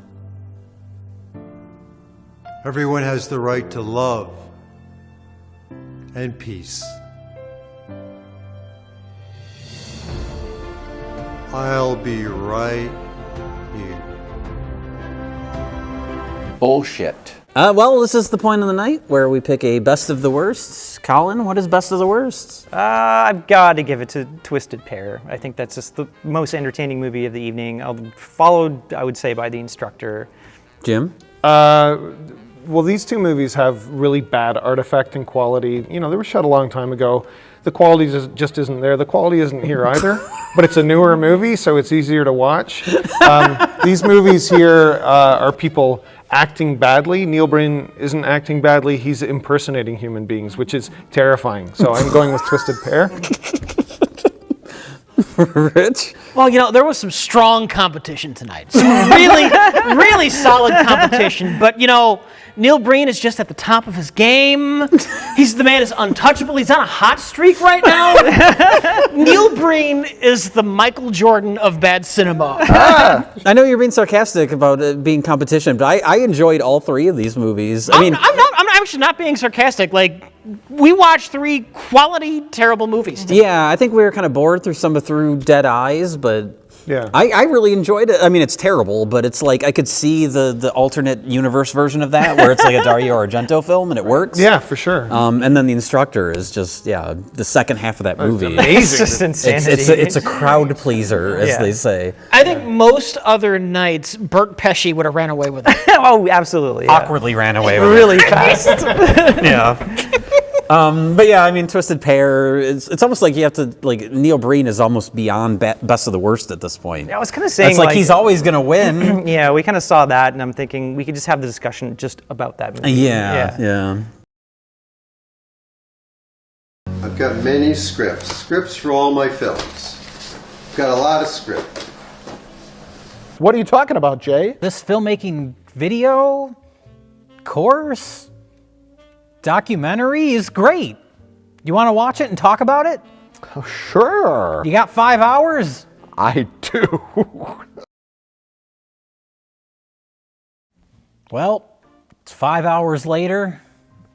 We popped in our 2-disc Neil Breen DVD-R laser printed special edition of the Neil Breen 5 feature film retrospective, a Neil Breen film. www.neilbreen-5films.com. In this retrospective, he talks about, at one point, he has a section on distribution, and he is an expert on distribution. Clearly. If you want one of his films, you have to go to a different website for each different film, and you have to scroll through the page and try and find where the link to purchase it is. You can't just buy them all from the same store. Well, you can't buy films like digitally. Well, that devalues them. That's not a real film. Okay. And Neil Breen is a professional. Neil, how have you been able to write, produce, direct, act, and self-fund 5 theatrical, independent feature films? That's written and directed and edited and starred in 5 professionally made feature films. Yes. Yeah, as he said many times. He says that a couple of times throughout this 5-hour retrospective. I made 5 indie feature films, 5 theatrical, independent feature films. Self-funded, written, produced, and directed 5 theatrical feature films. Yeah, and one thing he pointed out, which we should point out at the start of this discussion, is that this is not a documentary. It is a filmmaking course. It is much like a class where he teaches you how to make a film. Is it though? Well, no. In his mind, is that what it's supposed to be? That's the key phrase, Jay, is in his mind, and also the level of irony in everything is just, it's mind-blowing. He is teaching you how to properly distribute your film, and he's mailing out DVD-Rs in a jewel case in 2020. Yeah, in a jewel case that I don't even know those still exist. and this is not cheap. That was $180. $160. And normally I would say something like this is a scam, but I think Neil Breen is way too genuine for that. I think he thinks in his mind that this is a valuable like filmmaking course. This is every step of making a movie and how he has done it. Almost like one of those, like, I've done it and it'll work for you too. Where he thinks this is a valuable learning tool. Yeah. Which is why, I mean, it's cheaper than a college film course. Only $160. You can't fight that. A special effect that I did, I built this picture to crash and collapse around my head. But the production value that has, I think, is very high. The irony is that he's teaching you how to make films, but while you're watching this thing, it has terrible production quality and terrible, inconsistent audio. But it came time. In fact, I shot Double Down, and I shot I Am Here Now while I was still full-time employed as an architect. I'd shoot nights and weekends and vacations. And it's framed awfully, and there's just billions of technical errors, weird frames. in his newly shot footage, and then he cuts to the footage from his movies. Yes. And they speak for themselves. And they speak for themselves. Yeah. But he's in his like editing suite, and then it cuts to him in his living room. Get And used to that living room. Those are the two like main spots that he cuts back and forth, and both have different audio. But I just really thought it's something that I would really find fulfilling. An analogy. Like he's not even wearing like a lav mic, and there's one part where someone is futzing with the camera, and you could hear it. So that's really... And it's weird that someone's behind the camera. Yeah, who's 'Cause that? The way it's shot looks like he set it up himself and couldn't see. I'm going to guesstimate where I'm sitting in the shot. Yeah. But there's actually a cameraman. And it's like, okay, rule one of like interview, head and shoulders kind of shooting, right? Yeah. Yeah.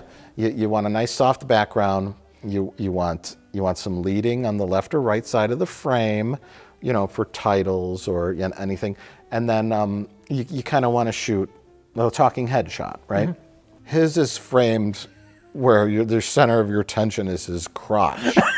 You don't want to shoot an interview scene where you have 1/3 of the frame is head space, and then the bottom half is him on his couch with his legs spread open.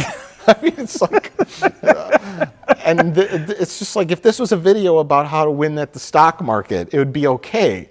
But it's a video of him explaining how to set up shots in a movie, and the shots are all poorly set up. This section is called lighting.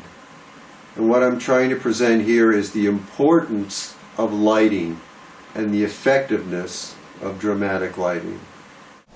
Lighting is critical to filmmaking. And then the audio's bad, and then he's got like phantom frame, one frame in between so many things that he's cutting to. During one of the many montages of clips from his movies, Yes. it's like, they're poorly assembled. There's a section called Character Images, which starts very briefly at the beginning of that section. He's talking about casting. And everything he says throughout the whole thing is very like obvious. I have cast films by posting professional casting notices. They have responded with headshots and links and resumes. I review all of those. I bring in the people that I think are interesting. When you're casting a film, you need to look for actors that can portray the characters. Where it's like, I can see him like explaining this to some dumb relative at like a Christmas dinner party. It's like, okay, maybe they would find this interesting, but anyone that has a cursory knowledge of filmmaking would know any of this stuff. Neil Breen is your uncle that won't leave Yes, at the end of a holiday party. It's the best way to describe him, I think. But after he talks about the casting, then he goes into a montage of, I guess they're supposed to be examples of character images, which is just like random clips from his movies that goes on for literally an hour, which is kind of fun because it's like a little highlight reel of his movies, but the whole documentary comes to a screeching halt. And it is an hour of just shots and random bits from his movies that I guess in his mind is representative of good character establishing. I still don't know what it's supposed to be. It's very unclear. That's the pull quote. I believe I have some credibility. I don't want to say there's something wrong with him. He's clearly an intelligent man in other areas of life because he explains in the video. I always knew he was a real estate agent because I've seen his business card image on the internet, but he's also an architect. Yes. Like he has a degree in architecture. That's one of the few pieces of actual information you get from this Yeah. in these 5 hours is he explains, he was an architect. That's how he made all of his money. And then he invested some of that money he had saved into starting to make movies. Yeah. That's his first piece of advice when it comes to getting your budget for your film is get a real job. I think if you've never gone to film school, which was my case, I think you'll find it as something that will give you some insights into creative ways to accomplish your filmmaking goals. Get a real job. I wanted to say, like, okay, we're in a new world now, right? We have been for a while, where you've got home computer editing software. You've got high quality HD cameras that are just available. It's not like VHS days, even though people were still trying to make features and their own films on VHS. But now we're like technologically really advanced, where people have high quality, even on their iPhones, videos. So really any schmuck can make a movie. I give Neil Breen some credit for trying to shoot his first film on actual film. And he can get a production going, he can get people to work for him, and he doesn't do it for free. He doesn't say, work for me for free. Yeah. He wants to pay everyone. And That's a part of his whole process. Yeah. That's what you really get from this, is that it's very important to him to do everything very professionally. Yeah.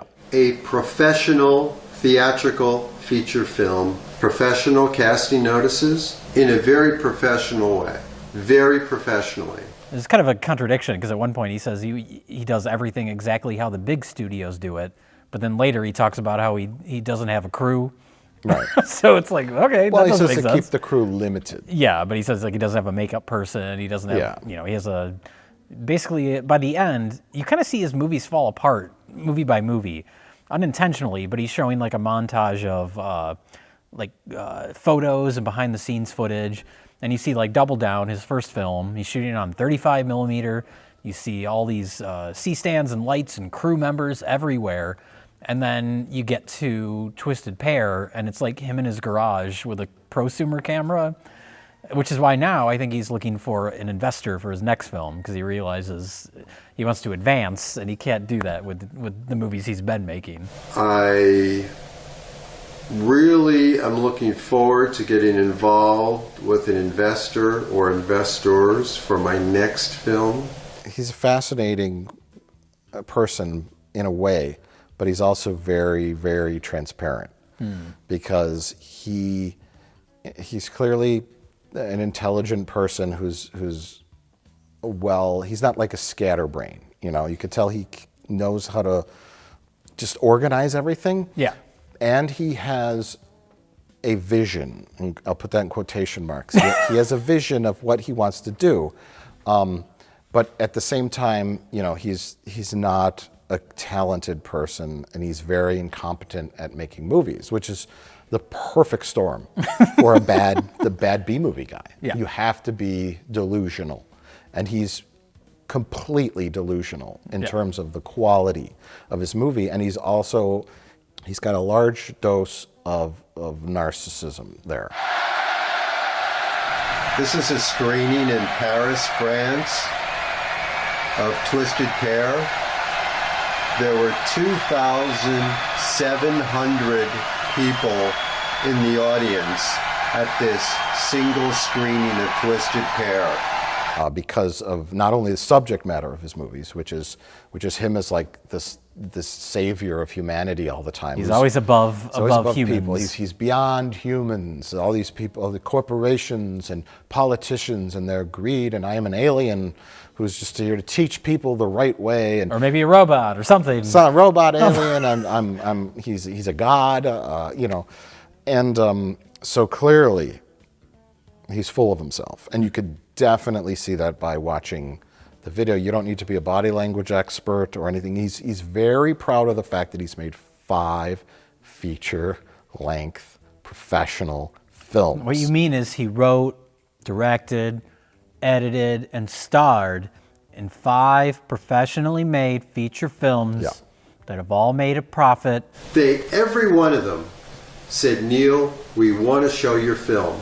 We know all about you, blah, blah, blah. Not one theater in the world said, Neil, can you send us a screener for Twisted Pair? We'd like to see if it's worth showing. Not one theater did that. You mentioned the clips. When it comes time to show the character images, whatever that means, he's just, then this scene's good. And this, he's just thinking that, I have to put this in there. I have to put, this is so good, this is so good. And it just goes on forever. But the contrast is when we're seeing these clips from his movies, and he's talking about putting them together, the voiceover that he's recorded for him seems to be like the onboard mic on his camera, and you can hear the audio from his movies or his behind-the-scenes footage that's clearly coming from a television. Very typical, very representative of the shots in my films. Now that you have that, you can go back. We're just rehearsing here and blocking this out. And it's like, flip it. Right? When you flip it, don't look at it. Okay. In other words, just go. So it's like he edited together this montage of clips and then just recorded a voiceover while watching it on TV. With the volume up slightly. With the volume up slightly, so and it's slightly out of sync. So it's one of those things where it's like, yeah, he's very organized, but within that organization, nothing makes sense. Yeah. There's a section on special effects. He has a whole section on the second disc where he talks about his special effects, but that entire section is him showing off props that he built, which are not special effects, but he's very, very proud of those props. The heads were buried in the sand, in the desert, up to their necks. I wanted to hear him talk about his amazing green screen effects. He doesn't really go into that. There's parts where he outright lies. This international newsroom is a set that I designed and built. Here we are with the character coming up to the petroglyphs and meeting the tiger. That's a real tiger. I mean, it is a real tiger. Technically, but he makes it sound like it was actually there. Yeah, I think he's trying to say that it's not a CGI tiger, but he's not good at explaining things. Which is what you want in someone that's making a tutorial on how to make films. True. Yeah. True. These are the books I used in Fateful Findings. No more books. No more books. No more books. No more books.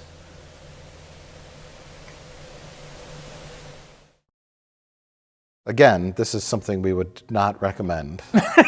I mean, maybe if you're like a super Neil Breen fan. I think that's the thing is like it's 5 hours long or 5.5 hours long, and you have to sift through a lot of boring stuff with him sitting on the couch saying very obvious things, but there's these little glimpses into his psyche. Yeah. Where you really start to understand where he's coming from and how he views himself. Yes. And then you're like, does he know that they're there to laugh at his movies? Right. And he seems to either not understand that or just blocks it out. Maybe he's because got the fact that blinders he's on, in a theater full of cheering people watching his movie, he's just focusing on that and ignoring the context of it or something. I mean, if you are very serious about your films, and from all accounts he is, as we know some people who run film festivals and who have communicated directly with Neil Breen. Yeah.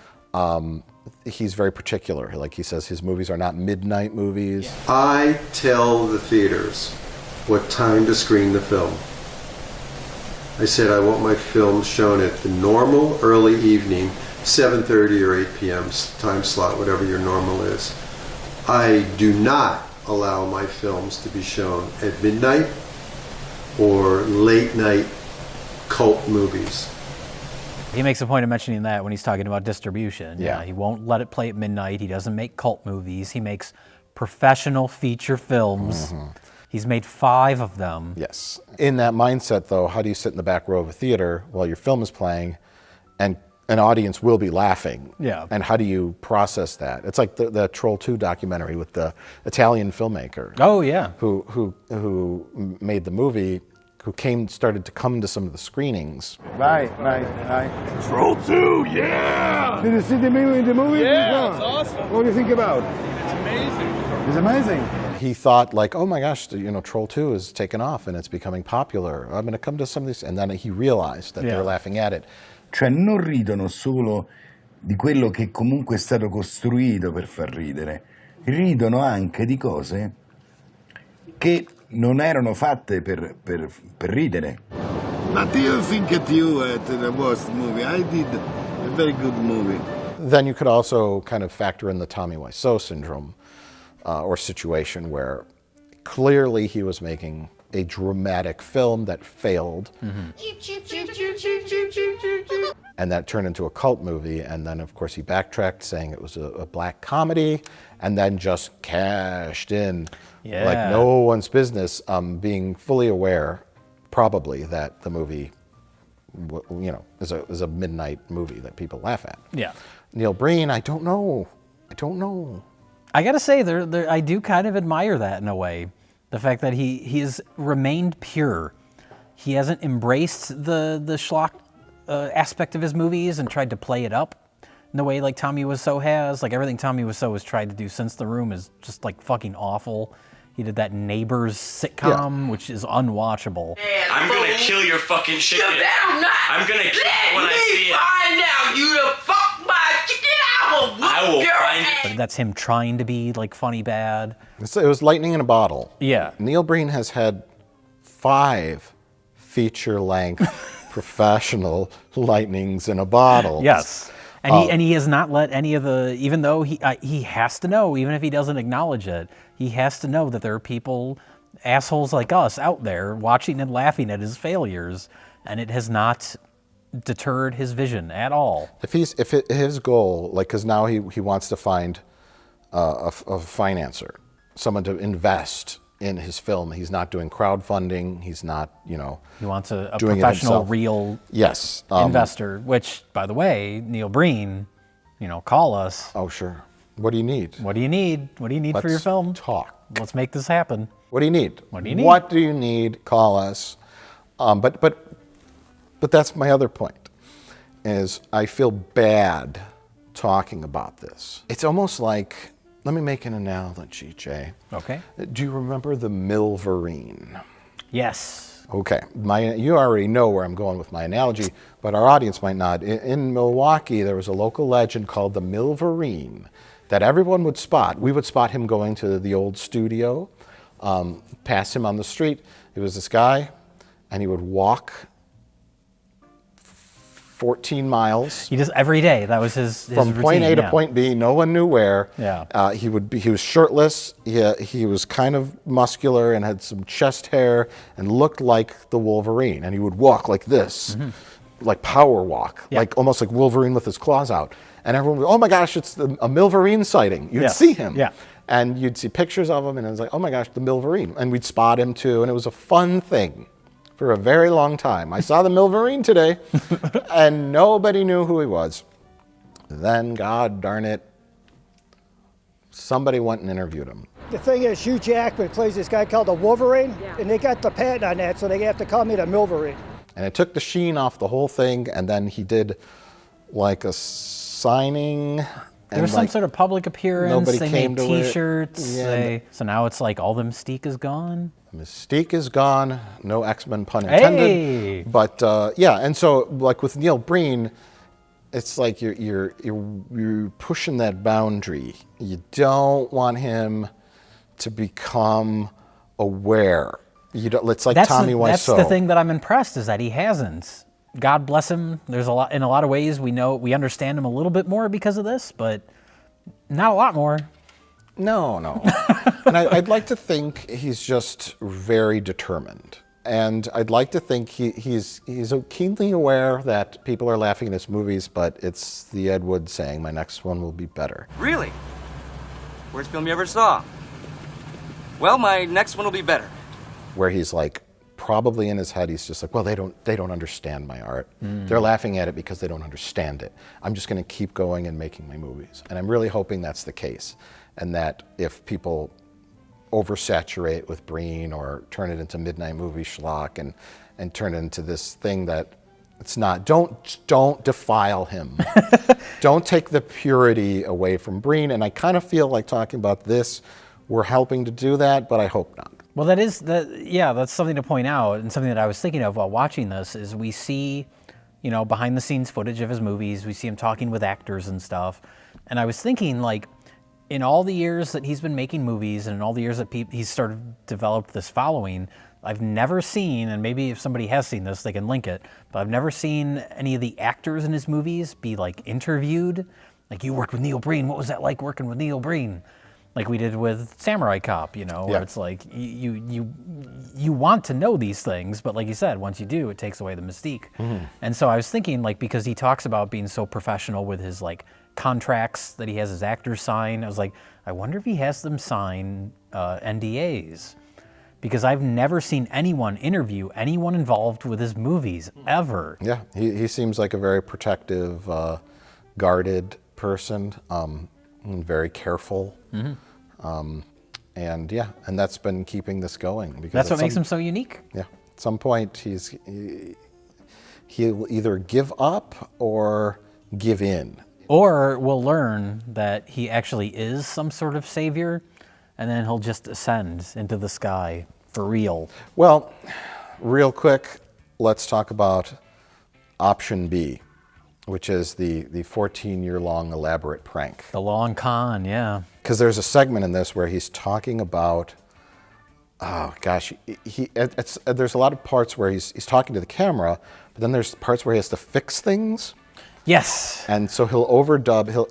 I think one of his, it was such a small little thing. It was him talking about his contracts. Yeah. Or release forms. And he's like, release forms are 1 page. And he holds up the number 1 with his finger. Yes. Protected against, etc., etc., etc. 2 pages. And then he wants to correct it because he went back and looked and oh, my release form is actually 2 pages. So he goes, 2 pages. And it cuts over it. And it happens a couple times. It happens a couple times where he's fixing what he said later. Instead of going back and reshooting it, he goes and fixes it by overdubbing it. Or just showing B-roll and adding a voiceover. Yeah. Yeah, but then there's like a meta part where he's talking and then it freeze frames on him and he adds in his voiceover. Create an interesting visual relationship between the objects in your film frame. Create an interesting visual geometry, proportion, and perspective between the objects in your film frame. It's like something he just forgot to say when he was filming it, I guess? Something he wanted to add later, and so he just froze the video of him on the couch, and he's sitting there, and he's adding in his voiceover, and what he's talking about is how you should never have a still image in your film, and it should never freeze on one thing. How important visuals are to your film. Yeah, and he's like, never have your image freeze. I try to incorporate always having motion in my shots. And he's saying this as he's doing what he's saying not to do. And it's amazingly funny. Yeah. And it's like, is this for real? Is this just a brilliantly crafted prank? If that's it been is, going on for 14 years. If that's the case, then he is an actual genius. He is the genius that he portrays himself to be in this. Just keep trying to make those movies. Yes. Try your hardest. Yeah. And don't let anyone stop you. Don't let anyone or deter you like assholes like us. Right. We love your films, Neil Breen. Keep making them and keep trying. Maybe someday you'll make that movie that we just go, oh my God, this is actually brilliant. Mm-hmm. This is well put together. It's well acted. It's well directed. That's kind of like when we talk about Don Doler, we would always say that, how he was like making the same movie over and over, like trying to get it right. Yeah. Because every one of his movies is an alien in the woods. Yes. He's just trying to get that perfect one. Always having motion in my shots. I'm on my way. I'm running late. I just had to kill a gang of 10 kidnappers by myself, using my superpowers. Oh no, Rich did a spit take. What is this on our table? Is that a jewel case? Well, that can mean only one thing. Ooh, unfortunately, that can mean only one thing. What's in it certainly isn't a jewel, though. But this seems familiar. It's like something that Neil Breen shot his whole movie against. This is the actual green screen. This is, yeah. We shipped it in from Las Vegas. Green screen.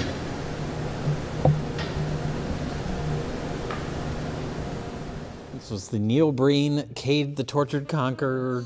Is that what's the movie called? The Tortured Crossing.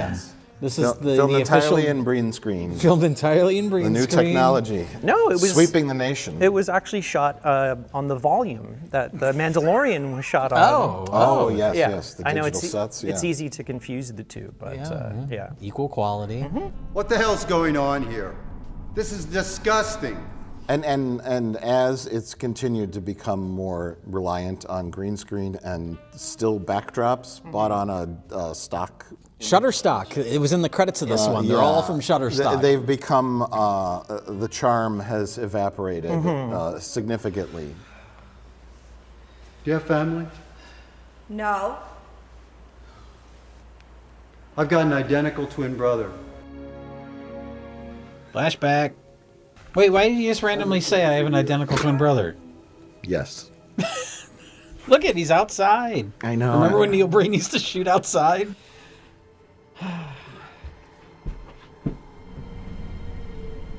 We're out of touch now. Look, I've got 30 bedrooms in this place. You're welcome. Nobody asked. Nobody cares. I was going to say, we've done many Neil Breen films. To set up, we're watching Cade the Tortured Crossing. Jay purchased it from Neil Breen himself. We got the Neil Breen special, jewel case with a DVD-R. But what I was saying is we've watched many Neil Breen movies. We've never done a spotlight on one of his movies until now. That's kind of shocking. And it's the worst one we could have done. When we started this, I thought, did he finally become self-aware?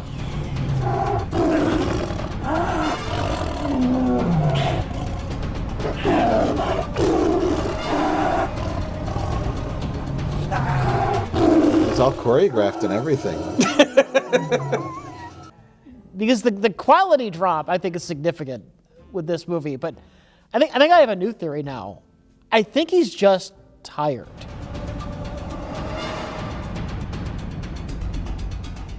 You couldn't just film two people fighting each other? Lazy. Yeah. And they're together, right? They're just No, not making they're contact? clearly shot separately. Oh, yeah. It's like the same footage that he used for the training earlier. Well, then you don't have to worry about them accidentally hitting each other, right? Lazy. Yes, that's the same conclusion I was coming to. Because early on, every movie we watch of his, there's that thought in the back of your mind. Is this the one where he's self-aware? Is this the one? He thankfully has never become self-aware. There was a couple parts early on in this movie where I was starting to question it, mainly the famous lion fight, where I was like, oh, this is it.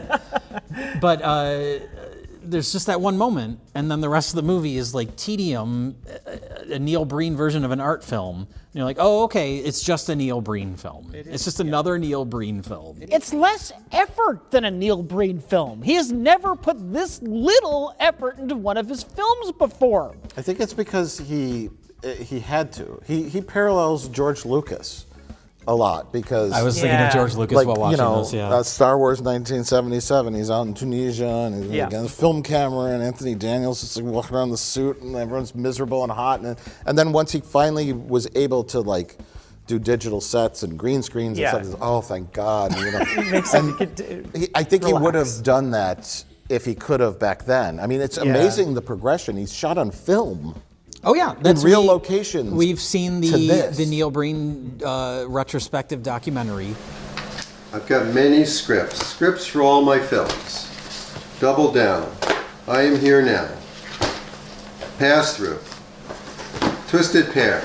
And you see behind the scenes photos of all of his earlier movies. He had tons of equipment shot on film, and every movie gets a little bit like less and less of that. Yeah. And so now I think it is, like you're saying, Rich, he's tired. He's discovered what we've all discovered, which is that making movies is not worth it. It's not worth all the hassle. No, tired. I think there's a difference. I think he started, and it was the Vanity Project.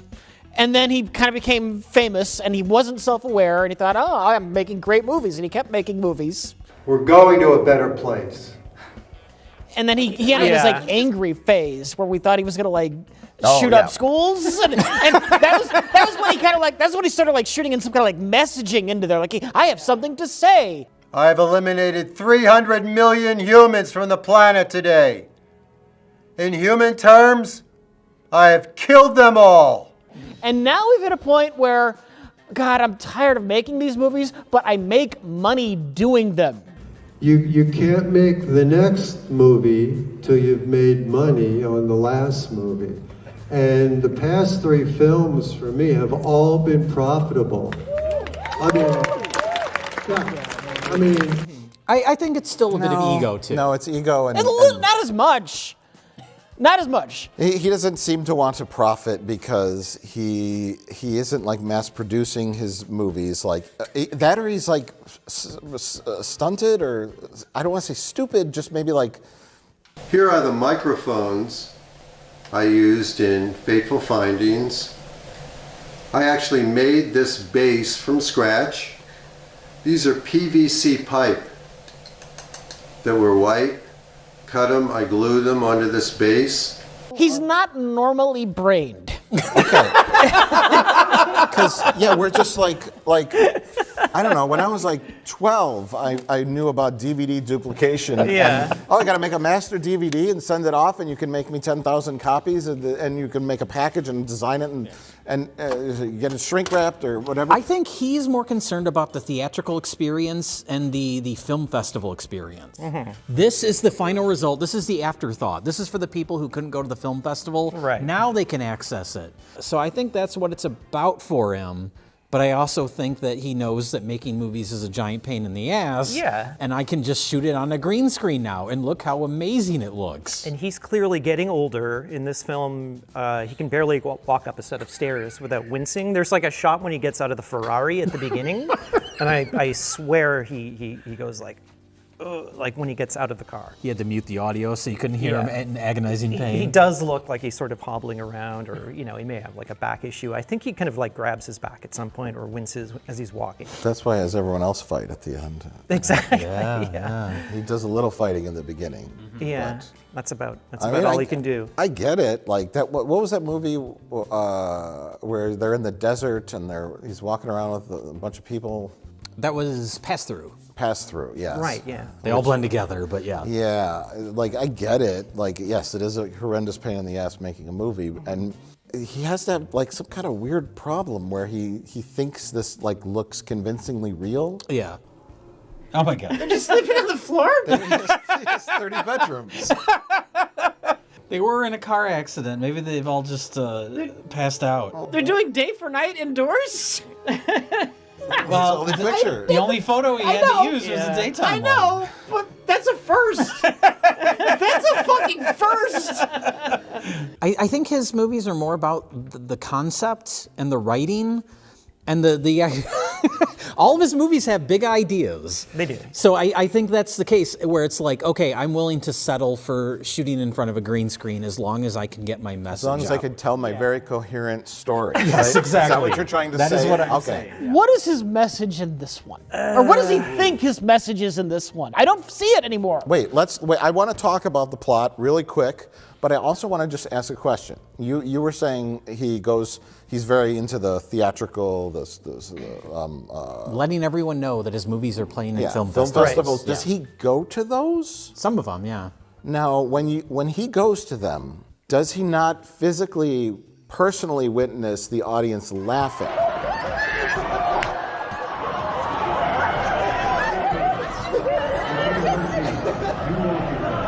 Which undoubtedly they do. I've never been to a Neil Breen screening. You have. Ooh, I've been to 3. And technically 4. I saw this film twice. Yeah, it's obviously people will be laughing at the screen. Can I just get like an audience kind of like general question? How many of you guys are here from YouTube Critics or someone like that? Like From Red what? Letter Media. Oh, Red Letter Media. YMS. YMS. Right. A lot of your audience has been exposed to your films through the medium of kind of like YouTube film criticism. Right. What has that been like, kind of going from, sort of self-funding, self-producing these films to be, seen by, whoever finds them, to kind of this greater sort of like. Well, it's great. I mean, it's my intention.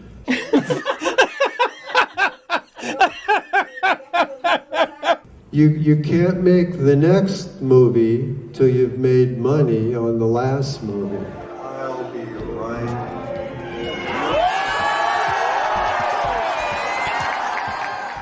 It's been steadily getting worse every time I've seen a movie of his in the theater. the experience is getting worse and worse. Yeah. I think we've talked about the infamous The Room screening. Yeah. There's that really wonderful middle ground where it's like someone yells a comment here or there. Exactly, yeah. But the one time we went to The Room, it was like, we said it was like going to a hockey game. It was just like constant noise. And But at least The Room is like, most of the people that are there have probably seen it before because everybody knows what to yell at it. Yeah. You were seeing like a premiere of it.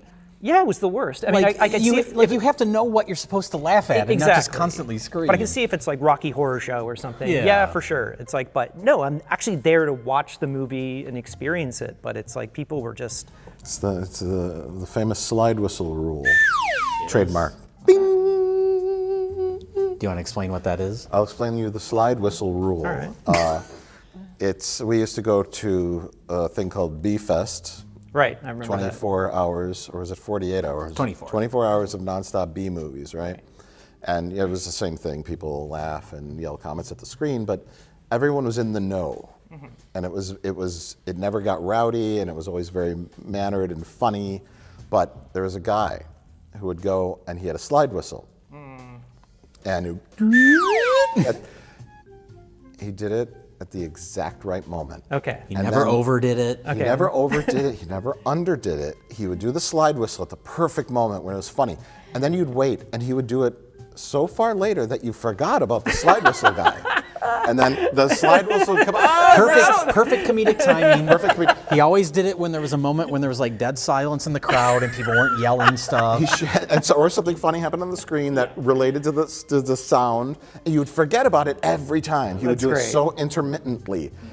Put that slide whistle in the hand of someone who doesn't understand the slide whistle rule, like a toddler with a mentality of a little kid. Yeah. You know when a little kid does something funny and everyone laughs? Oh, then they do it keep again. doing it, yeah. And then they do it again and again and again, and you're like, it's not funny anymore, stop it. Slide whistle in the wrong hands would be whoop, whoop.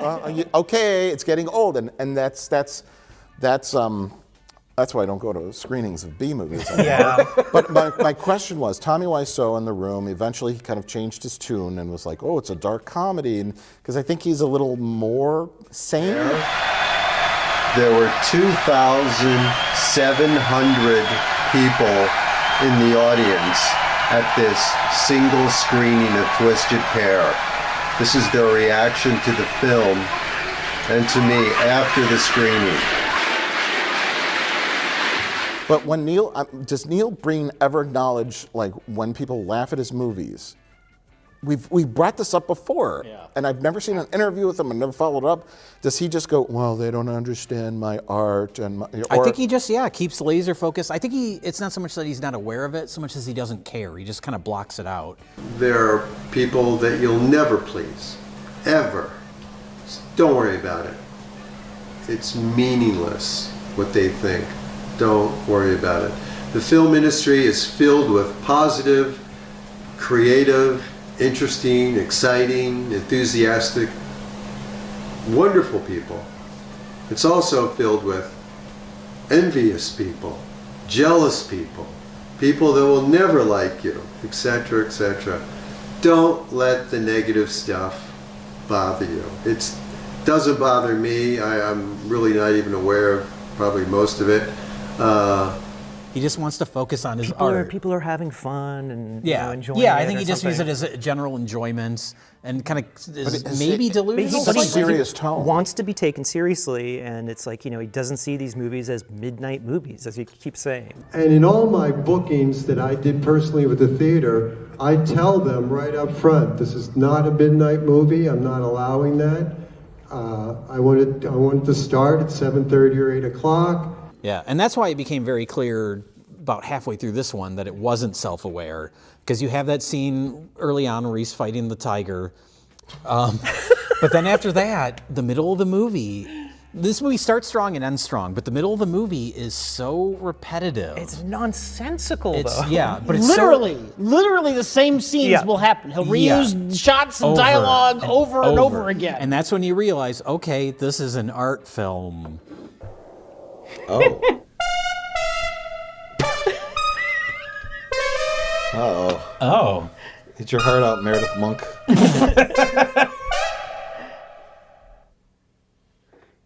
Breen dreams.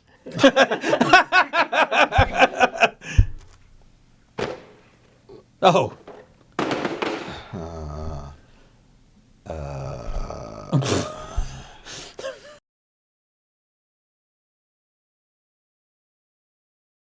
This is Neil Breen's version of an art film. It's not being goofy. He's not trying to be funny.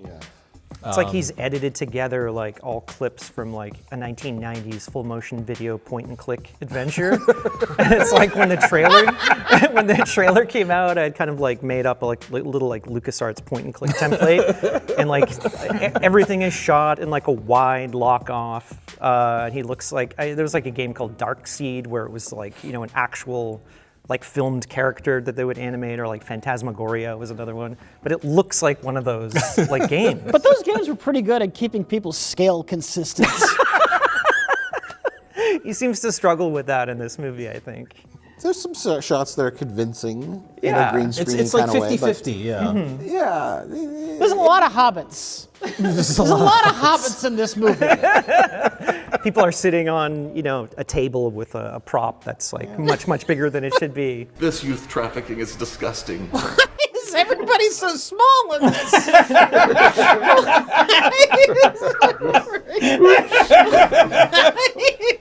This movie was made to cut to clips to on an internet show about bad movies, Yeah. as opposed to actually watching.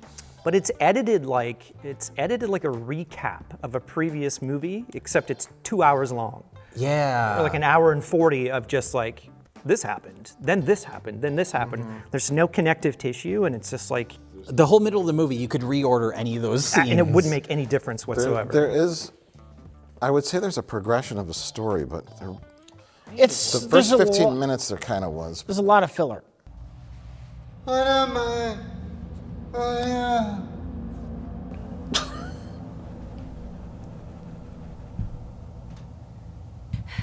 Am I dreaming?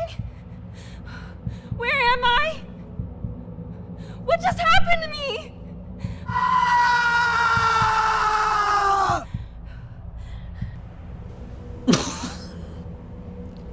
We've taken in 6 new patients this week. We've lost 2. Patients are money.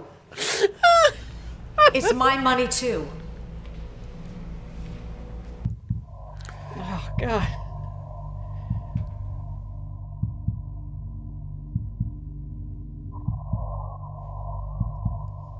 What are you doing here?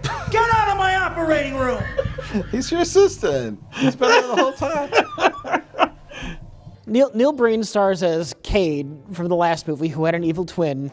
And in the years since, he has now started up a new hospital to help people. But like the corporate people in charge of his hospital are corrupt, and they're kind of working with his evil twin brother to do experiments on his patients with gene-altering drugs. And who are his patients, Rich?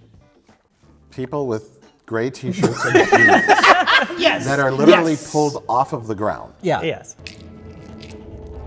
At least the perspective is sort of correct.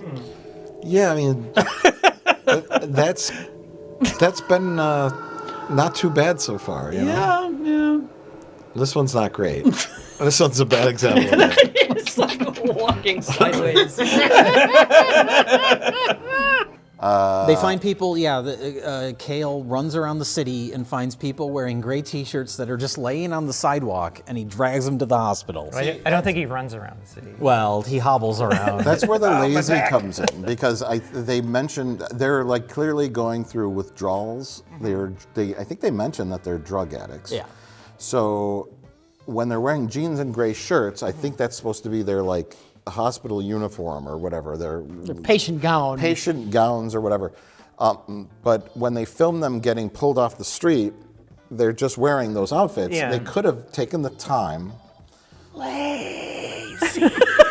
to dress them Tired in and appropriate lazy. personal clothing that is tattered and drug user clothing, and give them. You go to a thrift store, you Yeah. buy a couple flannels. So wear a dirty t-shirt, not a gray t-shirt. Make it a different color, and wear a totally bizarre outfit that you happen to own, and lay on the ground, and you're a drug addict. Yeah.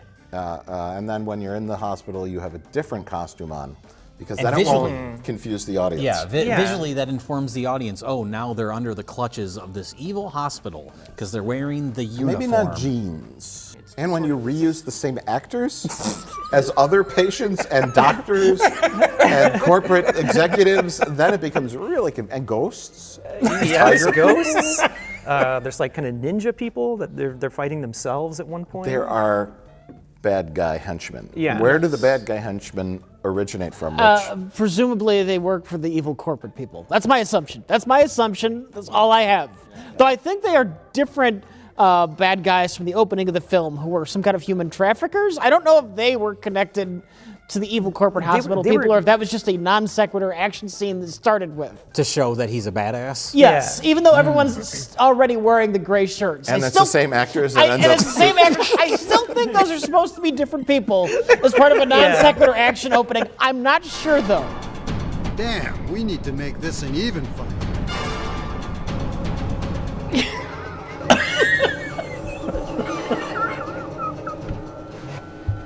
He can multiply himself? What? He's superhuman, right?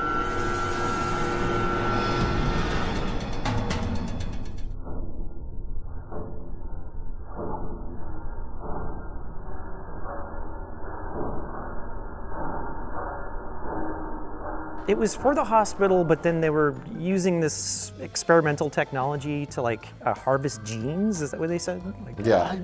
Gene altering drugs, I think, or something. Which is, I think that's the origin of Kale and Cade, right? They were in the previous movie. AI. No, there's something AI in their heads or something. They AI. were implanted with AI into their brain, but I think there was something to do with genes. Maybe Weren't I'm they wrong. aliens? They're alien adjacent.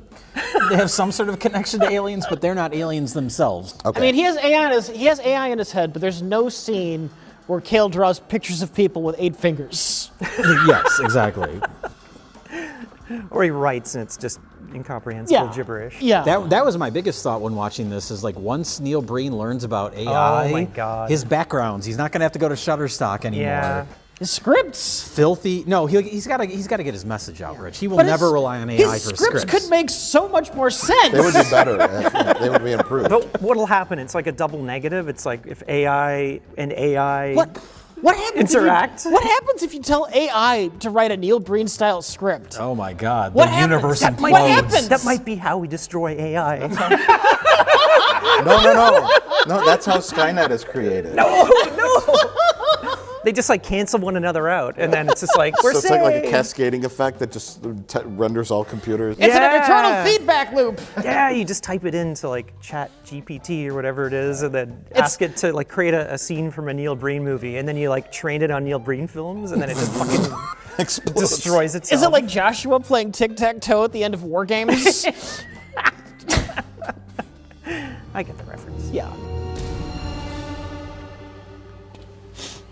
What did I miss? I don't know. I legitimately don't know what you missed. What have you missed, Rich? Blonde nurse lady, went out into the graveyard area with the skulls. Then she got dragged away, and then it She cut was to back her. in the graveyard area. Yeah, Oh. and then she walked away and picked up a skull and put it back down. And that's one shot. That's not different shots. It's like one Oh, and shot. corporate guys just walked past the camera. Since when has this guy been in a wheelchair? I don't know. Since now. Since right now. And why does he have 3 boots? He's discarded all. He has a large penis. But what is his ultimate goal? What is his message he's trying to... Are you talking about with this movie specifically? Just in general, as an artist. I think it's to be taken seriously as a serious It's- filmmaker. I am a serious art man. Yeah. That is his message. But he doesn't think of the audience at all. And that's okay, because an artist can create art for whatever reason, right? But when you're making a movie, it's different. You want to convey some kind of message, or he does have a God complex. Yes. And that's all I get out of his movies is that and it's very shallow and it has nothing to it. If you were going to be serious about Neil Breen movies, right? It's just he's the savior.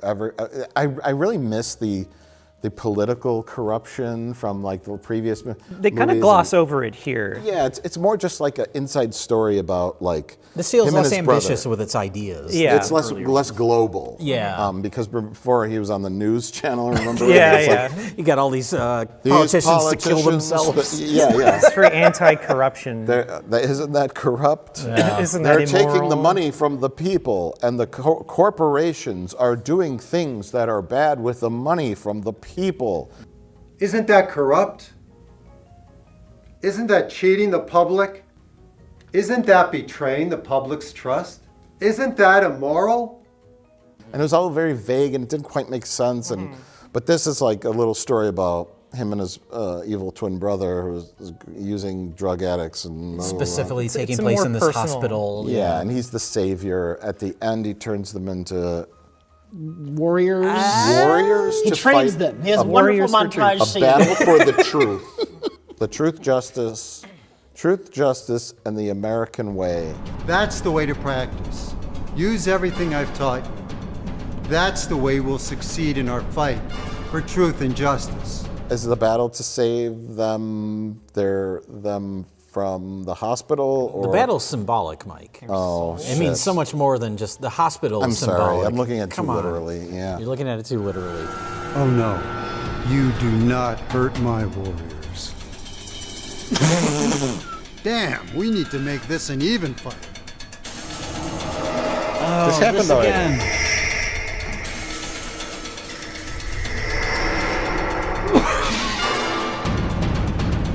What? I am the winged warrior.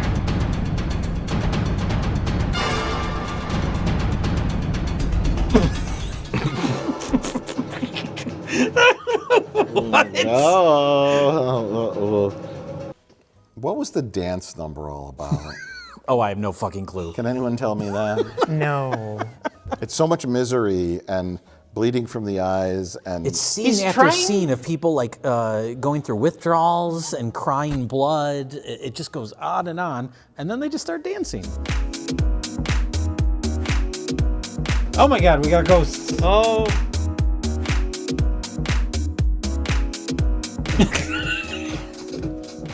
But you didn't think you'd be seeing this in the Neil Breen movie. I did not predict this. No. He's trying to appeal to Gen Z. they were doing like a The TikTok. TikTok crowd. Yeah, yes, that was for the TikTok crowd. Was everything like framed in the center?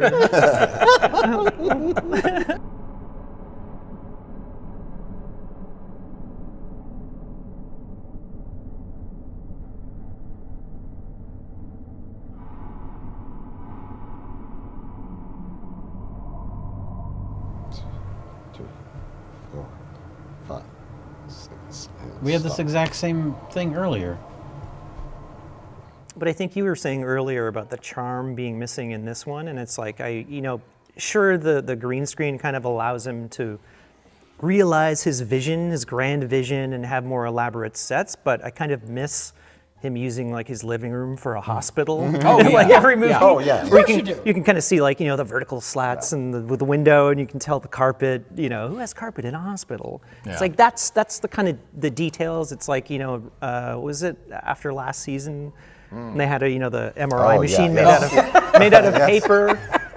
wax paper. Like those are the kind of details that you love, like seeing in like low budget kind of quote unquote bad movies. And much like George Lucas, it affects the performances too. Hi, I'm Dr. Megan Kurtz. I'm the co-director of the hospital. Not that Neil Breen movies have great performances, but you have scenes like I think it's Fateful Findings. There's the couple on the couch where she's like throwing her wine on him. Yeah. And, one of them where he like throws someone off the bed. He like smacks him off the Oh, bed. that was. You have all these like fun little like awkward moments on real sets. Is that passed through? I think it's passed through. Yeah. And him in the hot tub, this ball sack. Yeah. Yeah, going way back to Double Isn't there like a Down. girl in a bathtub who was like a teenage girl who That's tried to Fateful seduce Findings. him? Yeah. Yeah. Like all that- this that awkwardness sort of that comes stuff. from where they shoot it. Exactly, And yeah. everything's on a green screen. And then it's just funnier imagining him like running around in real life, like doing Yeah. these things, like in a real location. Yeah. And now it's just sort going of to the Welcome to Las Vegas sign. yeah. Oh yeah, he walks around like Las Vegas. And or like at that school, in the last one. Yes, the Las Twisted Vegas Pair. Community College. Oh yeah, that's Yeah, but all the things you get from like interacting with real props, being in real locations. And this one we were saying it was like a Scooby-Doo cartoon. It's like you could tell which props he was going to interact with because like the color would be different. There'd be all this sort of like green screen buzzing around it. And it's not completely you knew he was going to knock it over. 1960s Hanna-Barbera cartoon. Yeah. The animation cells look kind of moving against the background. Scooby, grab me that book, and they'd be like the only kind of like off-color one, like. Okay.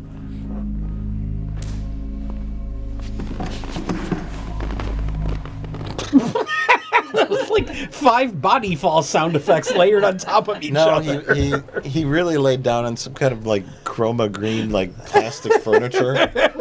This doesn't have any sort of like lead into the next one though, because the last one was Cade will return in Cade the Tortured Crossing. He said everything that he needs to be. He's done with the story of Cade and Cale. He's going to do a wacky romantic comedy. Oh, that'd be amazing. No, he's like Wes Anderson. He just can't get out of his like little style. Yeah. His next film will be about Neil Breen wearing a leather jacket and grandpa jeans as a godlike figure who transcends humanity and saves the world from itself. And very because comfortable only he shoes. could do that. I'd like to see him go back to Secret Agent Hacker God. Yeah. Okay. Yeah. Sure. Something we'll a little scale more it back. Rather than actual God. Yeah. Let's go back to basics. Yeah.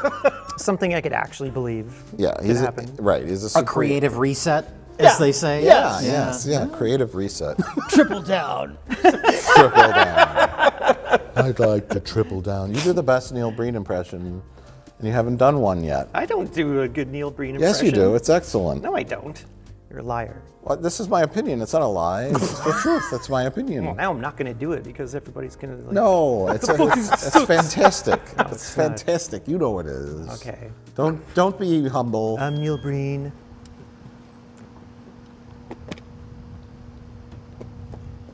I'm not going to put you on the spot. When it happens organically, just let it happen. All right. Sounds kind of gross. Speaking of gross, Neil Breen. Neil Breen. There's never. I keep thinking of John DeHart and like him in the hot tub with the gal and the boobs and all, Oh, and man. all the things that happen in his movies.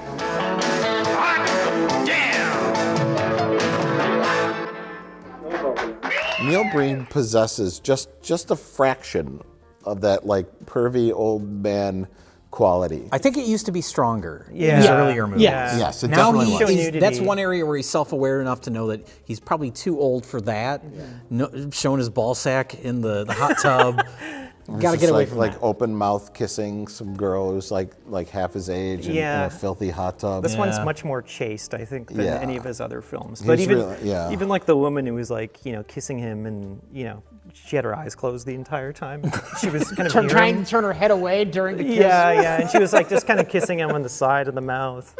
It was like she was making it looked like she was making out with like a scarecrow. She'd get poked with the hay that's sticking out of his like hair. He does look like a scarecrow. Yeah, he has the physique. Like his pants look like they're too big for him, even though he weighs 75 pounds. They had that like flashback to the previous one, and his hair is just blowing in the wind, and it's just like everywhere. You use Neil Breen to scare off other scarecrows. Crows don't come out.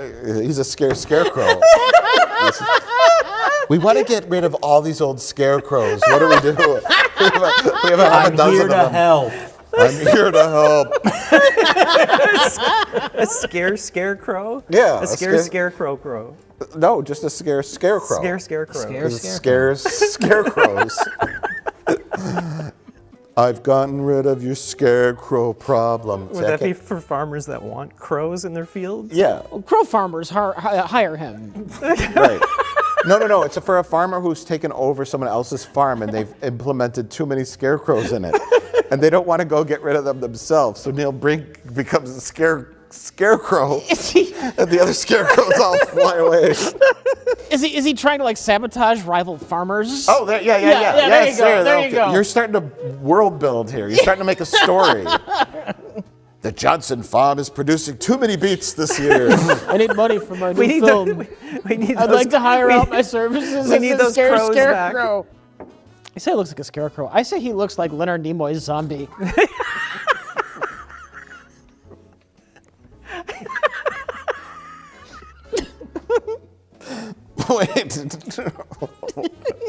Wait, what? He looks like Leonard Nimoy's zombie. If Leonard Nimoy were to get up out of the grave right now, he would look just like Neil Breen.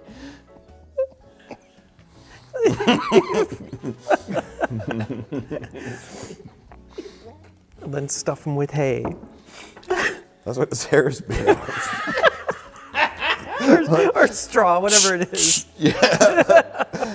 He uses that spray stuff. They sold in the 1980s. Do you remember that? Do you remember To those fill in a bald spot. Yeah, yeah. It was like a spray. It was like basically spray paint. It was It's like Christmas tree flocking, but a different color. It was Ron Popeil. Yeah. It was called Great Looking Hair, GLH. Okay.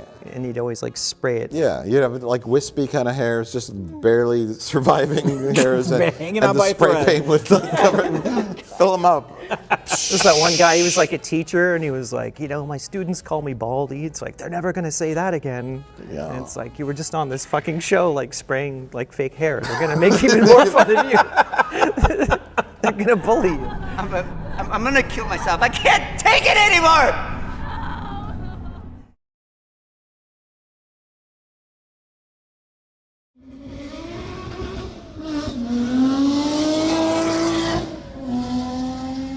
Sitting in a real car, a real Ferrari. He's really driving. Well, he's not really driving. I see the background. He's in Return of the Jedi. Get alongside that one.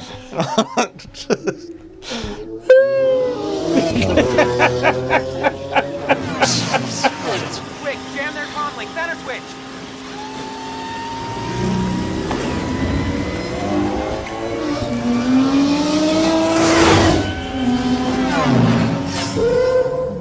Move closer.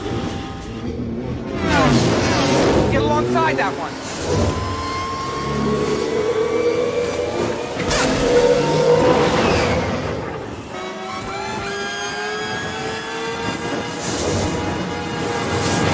There are weird, almost and unintentionally surreal moments, like when we have the truckload, the van load of patients, and they're supposed to be like touching the glass, and Breen's on the outside touching them back, but we realized that the window was tinted, so they have the window down so you can see inside, and so they're just miming it. But it's only halfway down? Yeah, the back seat's only halfway down because of the child safety level. I wonder if you like re-edit this. You just organize all the similar scenes together. Like, how big a chunk is like Cale just stumbling through the skull woods?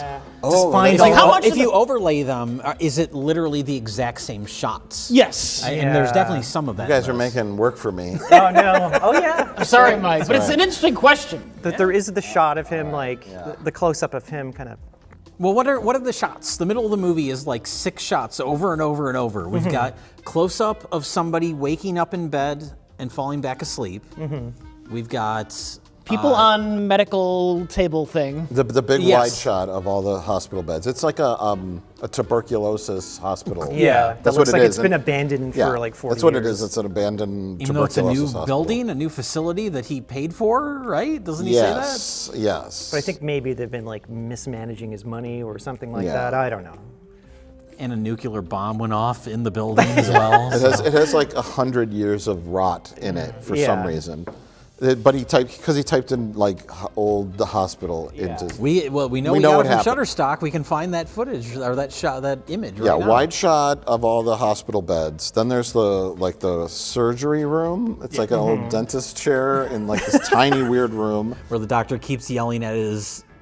It's a patient, but also his assistant. Yes. Get the fuck away from me! There's the Man plays piano. The man plays piano. That's like a singular room. Yeah. And then they have the one where the blonde girl was like on a mattress, and they kept reusing Yes. it, and it had all these Yes. dirty mattresses. Yeah, a few people were in that room, but it was that same backdrop. There's the kind of like hallway turn. Yeah. That one where the 2 hallways went that way. They had like the dirty kind of attic bedroom with like Christmas tinsel underneath the mattress for some reason. Remember the guy, the assistant? The medical assistant kept lying down on the mat. Oh, yeah. Oh, his room. He had a medical assistant had his own room. He would just fall on his mattress. Fall into his mattress. But he was falling on some kind of like green screen mat, and it made a whole bunch of weird noises. And he was like laying on the end of this weird mattress. It's probably just like a pile of garbage bags. There's a like rotting shack backyard thing that was like the graveyard area. Cale plays with drugs. What? Cale like messes around with drugs. Yeah, there was that. Oh, the staircase. Yeah. The rotting staircase where when you walk down that hallway, you get bigger. Yeah. There was a different like lab or surgery room. Oh my God. Yes. Where they came in, and it was also from like an abandoned tuberculosis hospital. Yeah. But then there was also the like this laboratory room that appeared to be somewhat still functioning or modern. Remember where she's yelling at the blonde lady's yelling at the other blonde girl who was also a patient. Yeah, a patient slash assistant. And she's like, why don't you help me? And she's like, I'm tired. Get over here, I need your help. No, I'm tired. Get over here, you're my medical assistant.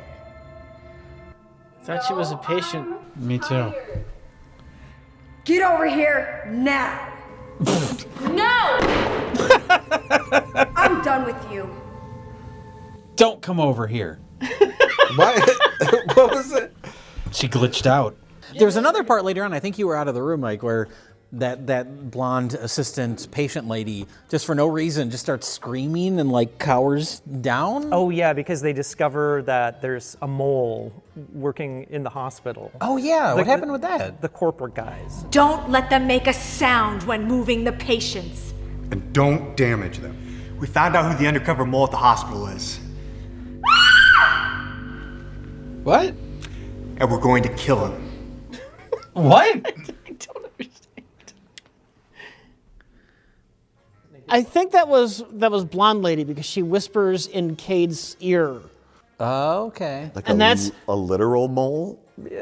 Or an actual, like you're speaking like no, metaphorically. she's, in spy she's turning terms. against the corporate people to help Cade. But then, and then for some reason, And that's when the ninjas attack. Is it? That's where the ninjas attack right after that. Oh no, you do not hurt my warriors. Damn, we need to make this an even fight. Damn, we need to make this an even fight. Okay. He's taught everybody to be a warrior. Okay. You're one of them. You bitch. Are you talking to the long-haired lady? It's what we've been practicing for. Let's go! You must be stupid. How many times do I have to tell you? Get out! Oh, they're revolting against Revolt! They must have been talking to the brown-haired lady, the long-haired lady. But The gene editing experiment is going well. Patients are money.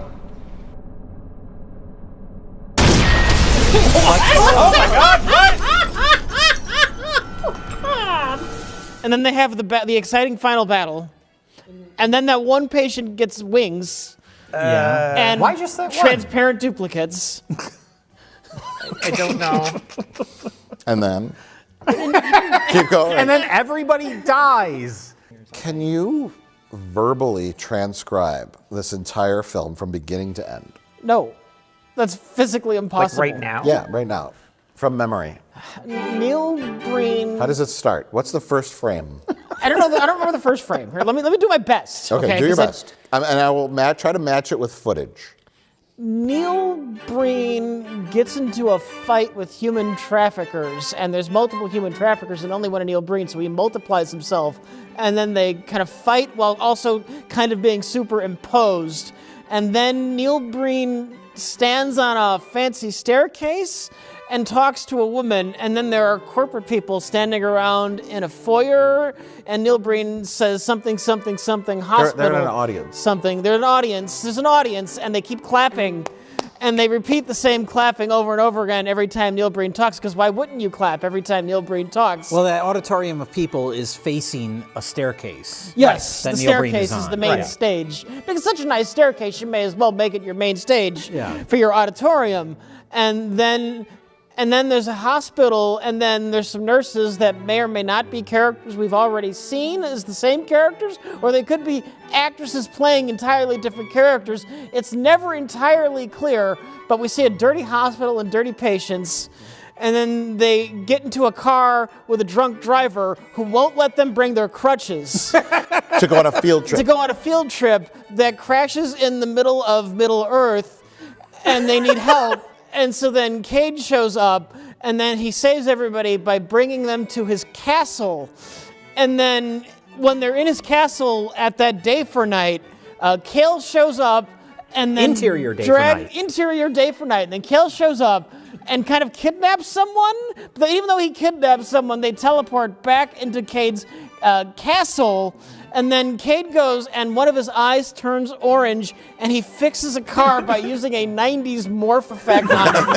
Yes. And then we cut back to the hospital, and the hospital's in shambles, and Cade, who built this brand new hospital, is horrified that the hospital is in shambles.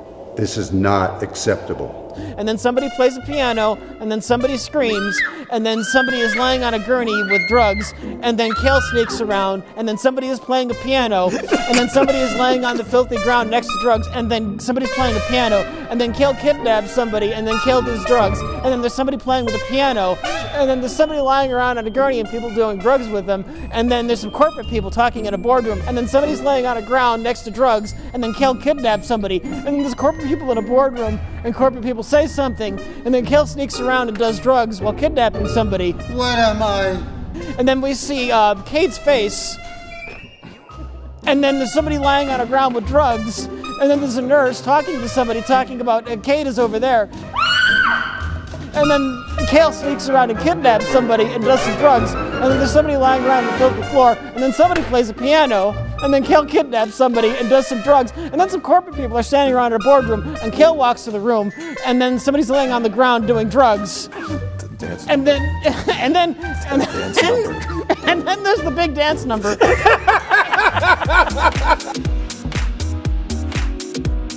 Who's that? Who's that? That's a very good question. It looks like the choreographer. Yeah. Oh, you're probably right. And while people are dancing, there are also ghosts. Of them, presumably. There are ghosts of the people who are dancing who are not yet dead. And then there's a ninja fight, and then everybody dies, but maybe they don't die, but maybe they're dead. We don't know if they're dead or they're ghosts, but their ghost might have other ghosts that are superimposed behind them. Cade falls in love with the blonde. And then Cade or Cale, I forget which at this point, falls in love with a blonde woman, and then Cale dies. It's very sad. And he says, "I'll see your ghost someday on the other side." And then Cade has to tell the whole hospital, "I've got to go now, bye." And everyone's like, "No, Cade, don't leave us." But Cade says, "No, I have to leave." And then he kisses the blonde woman, and then he turns away, and then he turns around and kisses the blonde woman, and then he doesn't leave. I mean, that's it in a nutshell. It makes perfect sense. When you really lay it out, it's pretty straightforward. That's the whole movie, like encapsulated. Pretty much. A little nugget. I'm glad we saved that for later in the discussion. Didn't want to spoil the movie for everybody. You've really got to see it yourself to experience it. You got to see all the parts. You did skip the part where he fights the tiger. Oh, no! And then the tiger turns into a lady with a spectacular rack. For some reason. I failed. You did pretty good though. It's like a A minus.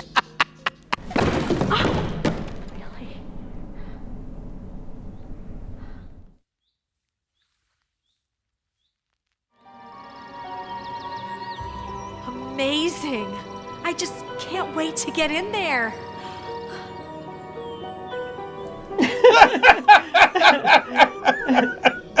Do you remember, I don't know if it's the same character, certainly the same actress, nurse lady.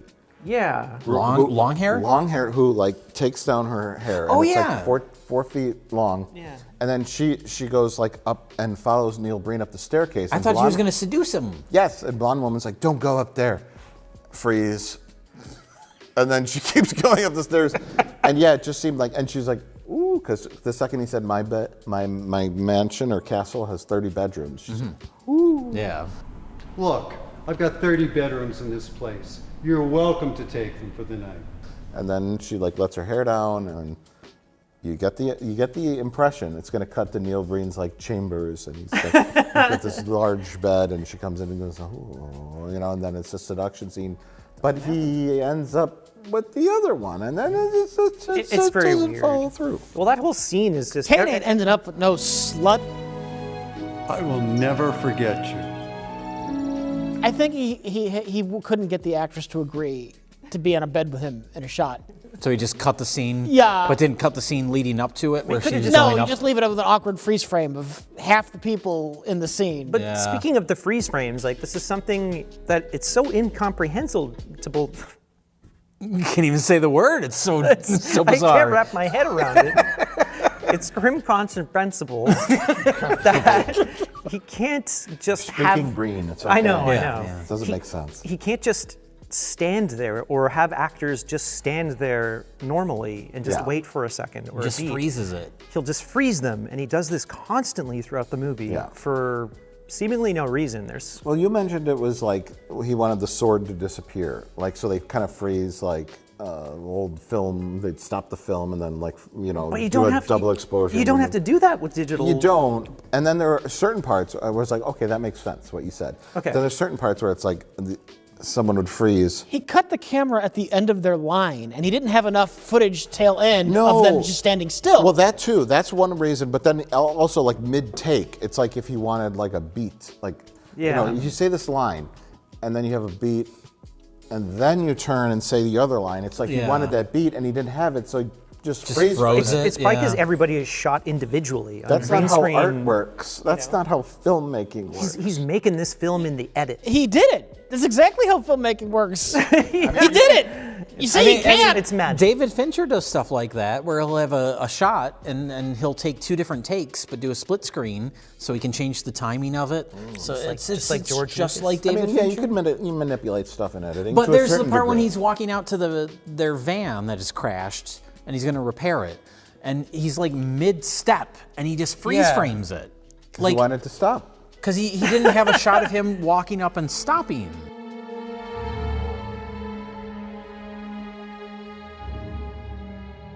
Oh. He needed to stop there. So just freeze frame it. It'll be very natural. Oh. What's this movie called?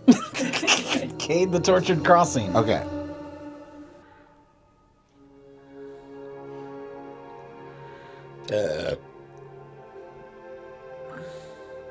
Oh my god. I haven't seen a morph since Yeah, that was 1996. That was amazing. Couldn't he just stand still? So many questions.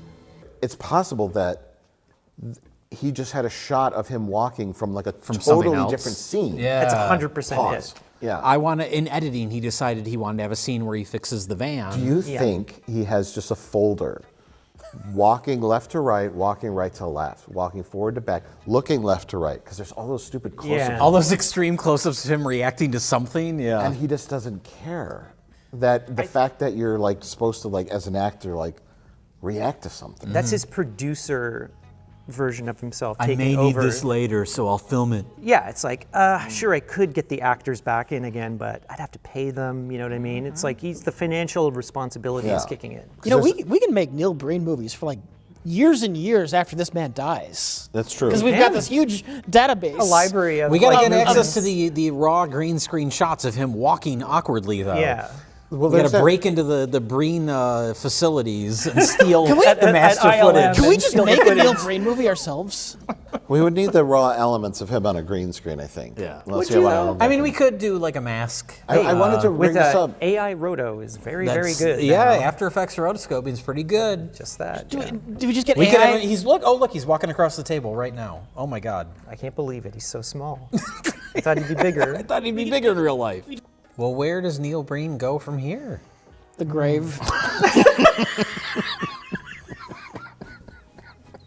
Very nice, very nice. Very nice fighting technique.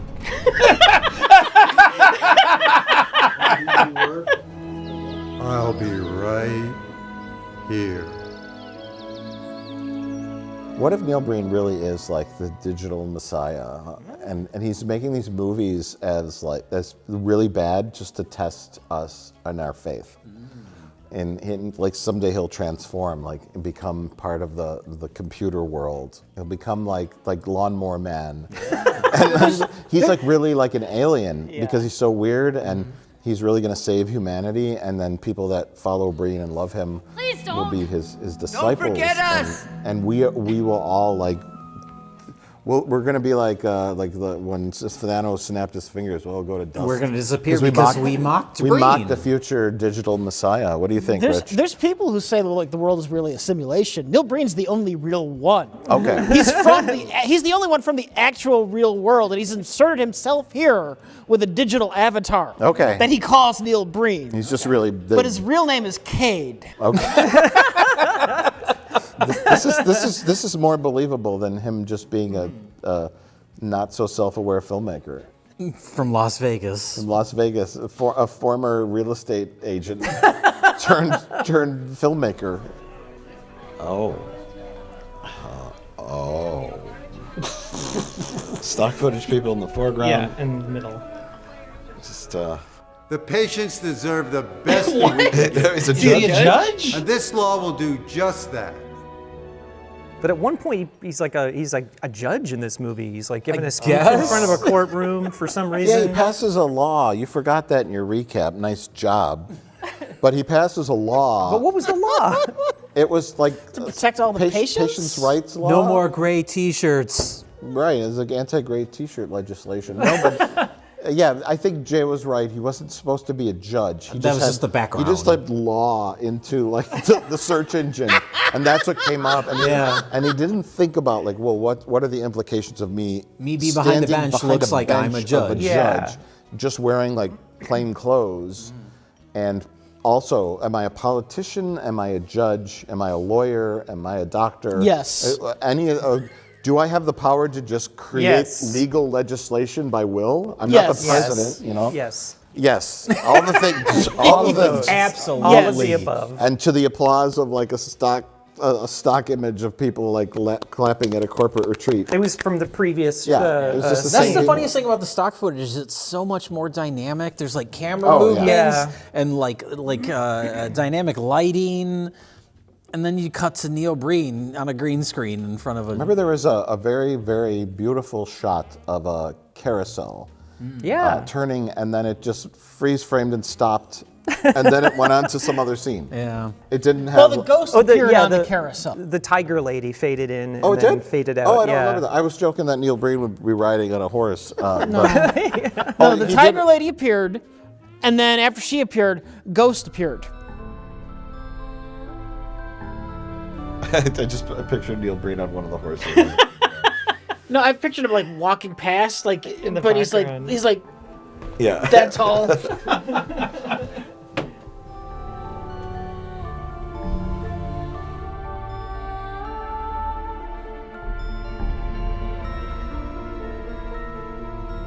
Right. Yeah. On the carousel. And were they moving with it? No, because this is why it freeze framed. Yeah. That's why it freeze framed. Oh, I don't remember Yeah. this. I must have. I think it's left way the too room for this hard to part. have it like. Either I got up and left, or I died. You may have.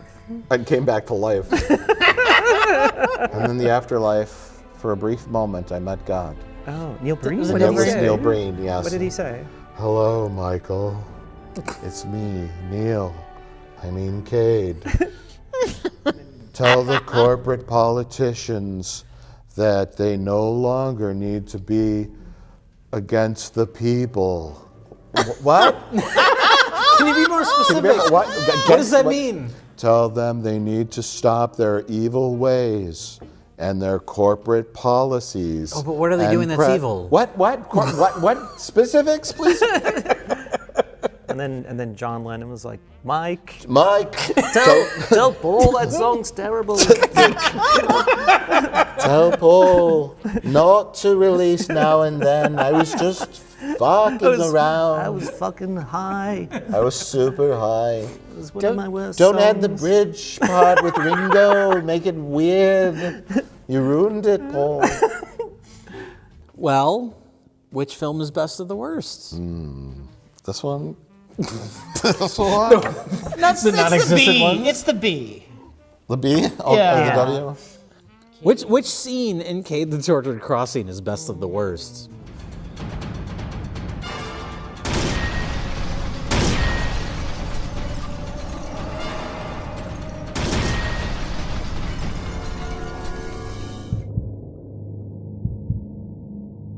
Again? What are you doing here?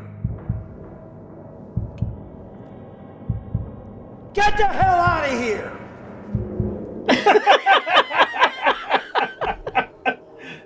No, I'm going to say the movie's really entertaining at the beginning and the end. Yeah. It's that middle, like, Yeah. 45, 50 minutes That's that is brutal. so repetitive. Maybe and that's why they put the dance number in there. just Gonna to spice it shake up. things up a little bit. I think it's the climactic end battle.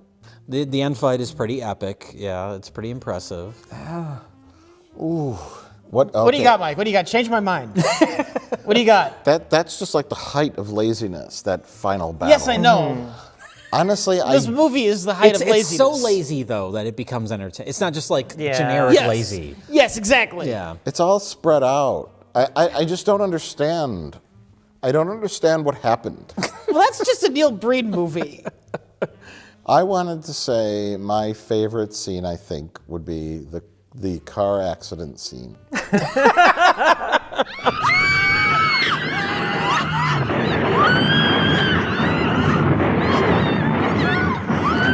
Smiling.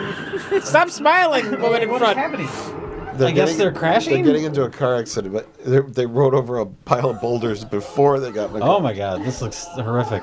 Where everybody just goes, oh! Yeah, the guy, the drunken ambulance driver, we're going on a field trip, and they take the patients out of the hospital for absolutely no reason. Yeah. They want them in the hospital so they could extract their precious drug DNA to make medicine for Cale to nourish his AI chip. Wait a minute. Why does any of that happen? Yeah. Why do they? Because they leave the hospital, they go to Neil Breen's castle, and then they go back to the hospital. Is it just only so they could meet Cade? Oh, no. bet. It's because Cade had to show off that he has a huge castle and that he's super awesome. Is that important to the story? The ambulance driver is drinking a beer, it's an empty beer, and he's drinking a beer and he's drunk driving, and the lady says, why are you drunk driving? And then they crash the car. And they're driving down a wooded road. They're flying through Endor on speeder bikes. Oh yeah. Well, at one point he's driving and they haven't even left the driveway yet of the thing. Yeah, they're not even moving. But apparently a drunken car crash on a road in the forest, which would probably involve, a very quick 2 seconds of hitting a tree, involves them driving over rocks for like 30 seconds and then crashing, it was like an airplane accident or like a space shuttle. It's like a space shuttle crash. And then they ended up in Switzerland. Then they in the Alps. They ended up in either Middle Earth or The Sound of Music. The Sound of Middle Earth. Yeah. Okay, we'll just find a comfortable medium there. I think I don't know. And then or I guess my question is, in a castle with 30 bedrooms, why did 4 or 5 people just sleep on the tile floor? They were really impressed with that foyer. Yeah. I mean, that is a beautiful staircase. It was a beautiful staircase. A beautiful staircase. He didn't want to spring for a bedroom picture that he gets a license from Shutterstock. He Googled castle bedroom and nothing was coming up for that. It just kept coming up pictures of the Queen in it. Yeah. can't remove the queen. I'm trying to. So that's my scene. I don't know. That's the scene, the best, worst scene for me. My favorite scene was one that nobody's mentioned, was when he gets run over by a streetcar at the beginning of the movie.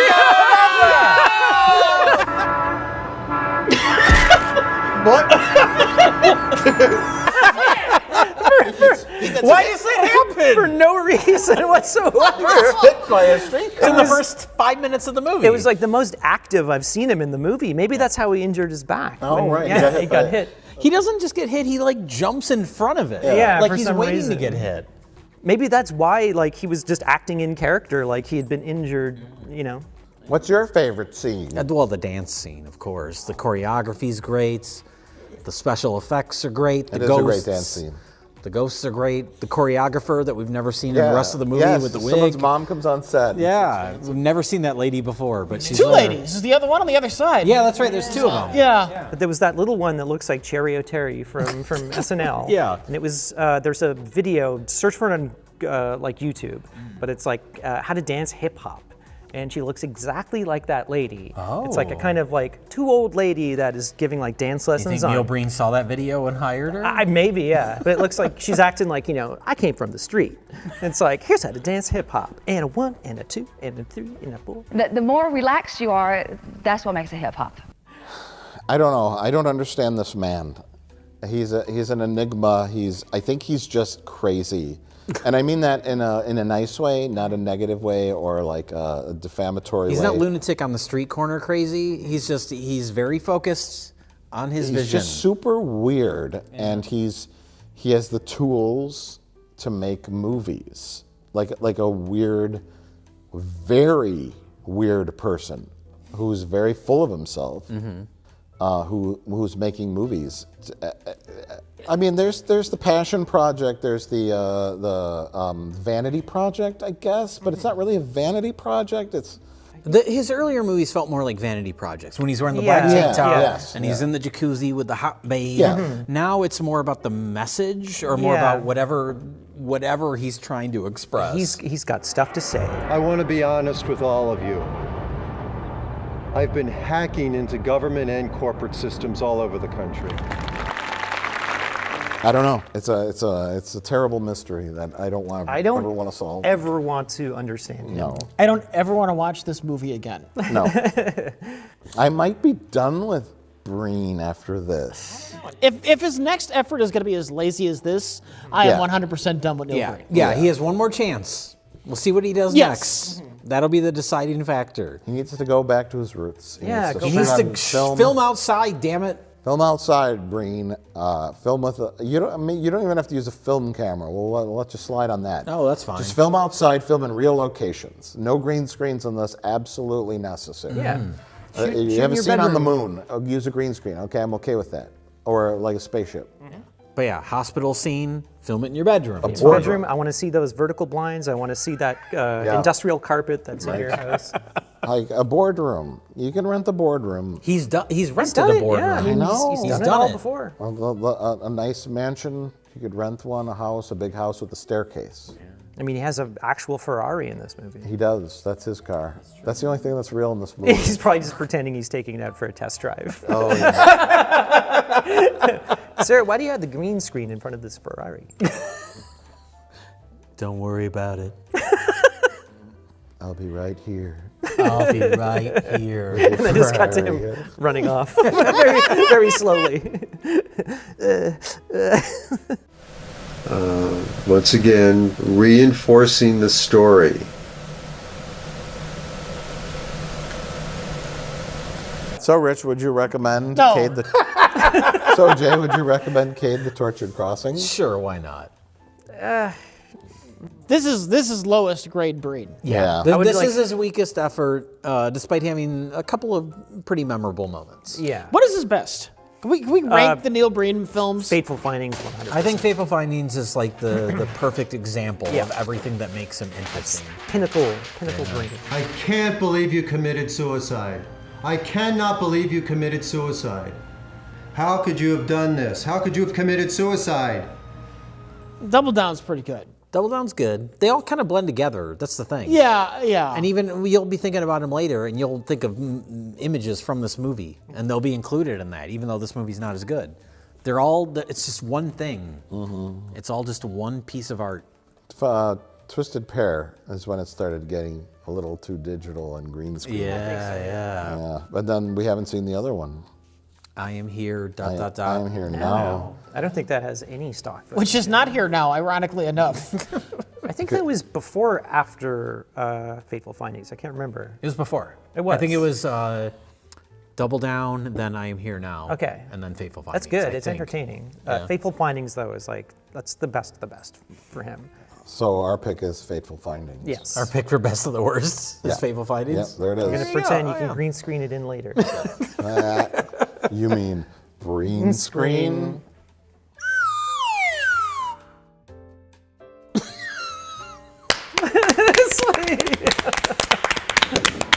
End scene. Didn't this play at the Cannes Film Festival? The CON Film Festival.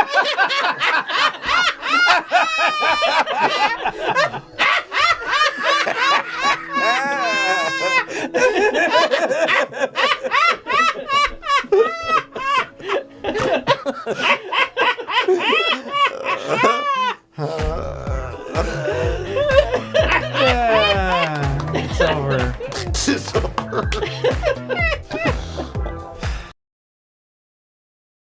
It's anybody's game as we head into the bonus round, the Neil Breen bonus round. Damn, we need to make this an even fight. Each correct answer is worth 500 points. Oh no. There's only 4 questions here, but you have to remember which Neil Breen film what I'm describing happens in. Oh no. Can I have somebody reread the Neil Breen movie's titles ahead of time?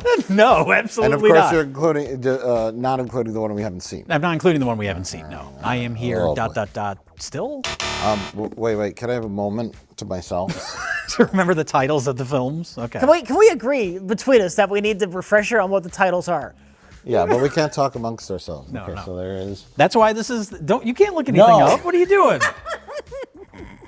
That's why this is the bonus round. Okay. All right, question 1. Yeah. In which Neil Breen film does Neil Breen take over a television station, make the corrupt news anchors disappear from existence, then announce that he's eliminated 300 million humans from the planet? Go.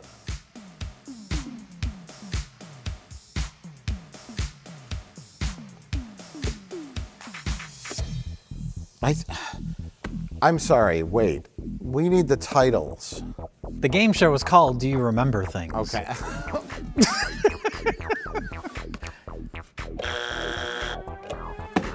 For Fateful Findings. Correct. Criminals, liars, abusers. All right, question 2.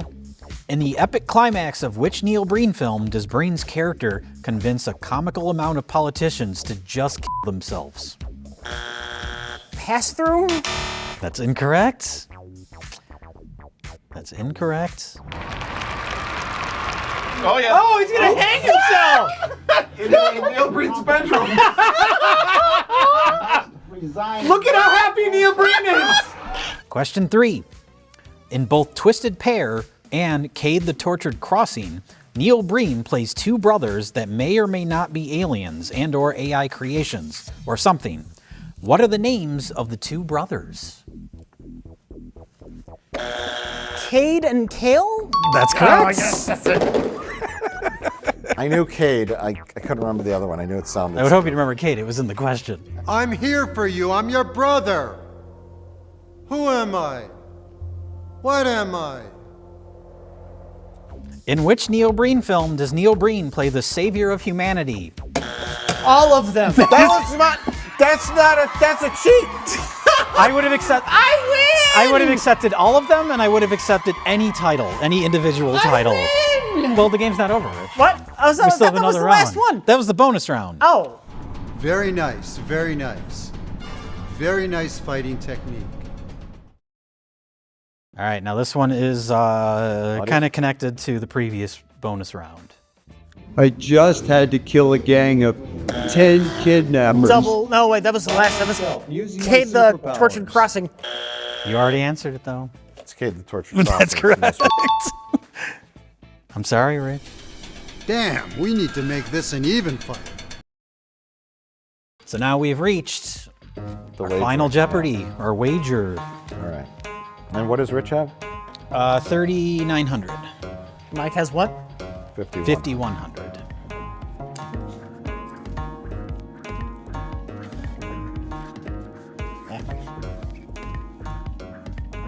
Okay. All right. I'm going to lose everything here, I feel, but go ahead. All right. In 2018, we shot an episode entirely on VHS as a gimmick. On that episode, we watched 4 different films. Name one of the 4 movies that we discussed on our VHS episode. Just one.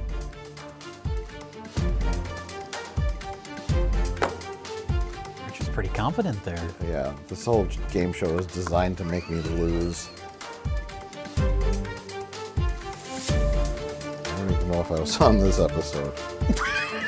All right. You were on the VHS episode. All right. I can tell you that. Tell us about them. All right, Rich. Read them all first. You should wager first. Oh, do you want me to say them first? Say all 4 of them first? I guess you've already put down your pens. Yeah, so. yeah. We watched Silk, Night of the Lepus, Zombie 3, and those were all... Silk was so boring that we put on a Neil Breen film instead. We watched Pass Through. Do you want my wager or my answer Let's first? see your wager. 3,000. Okay.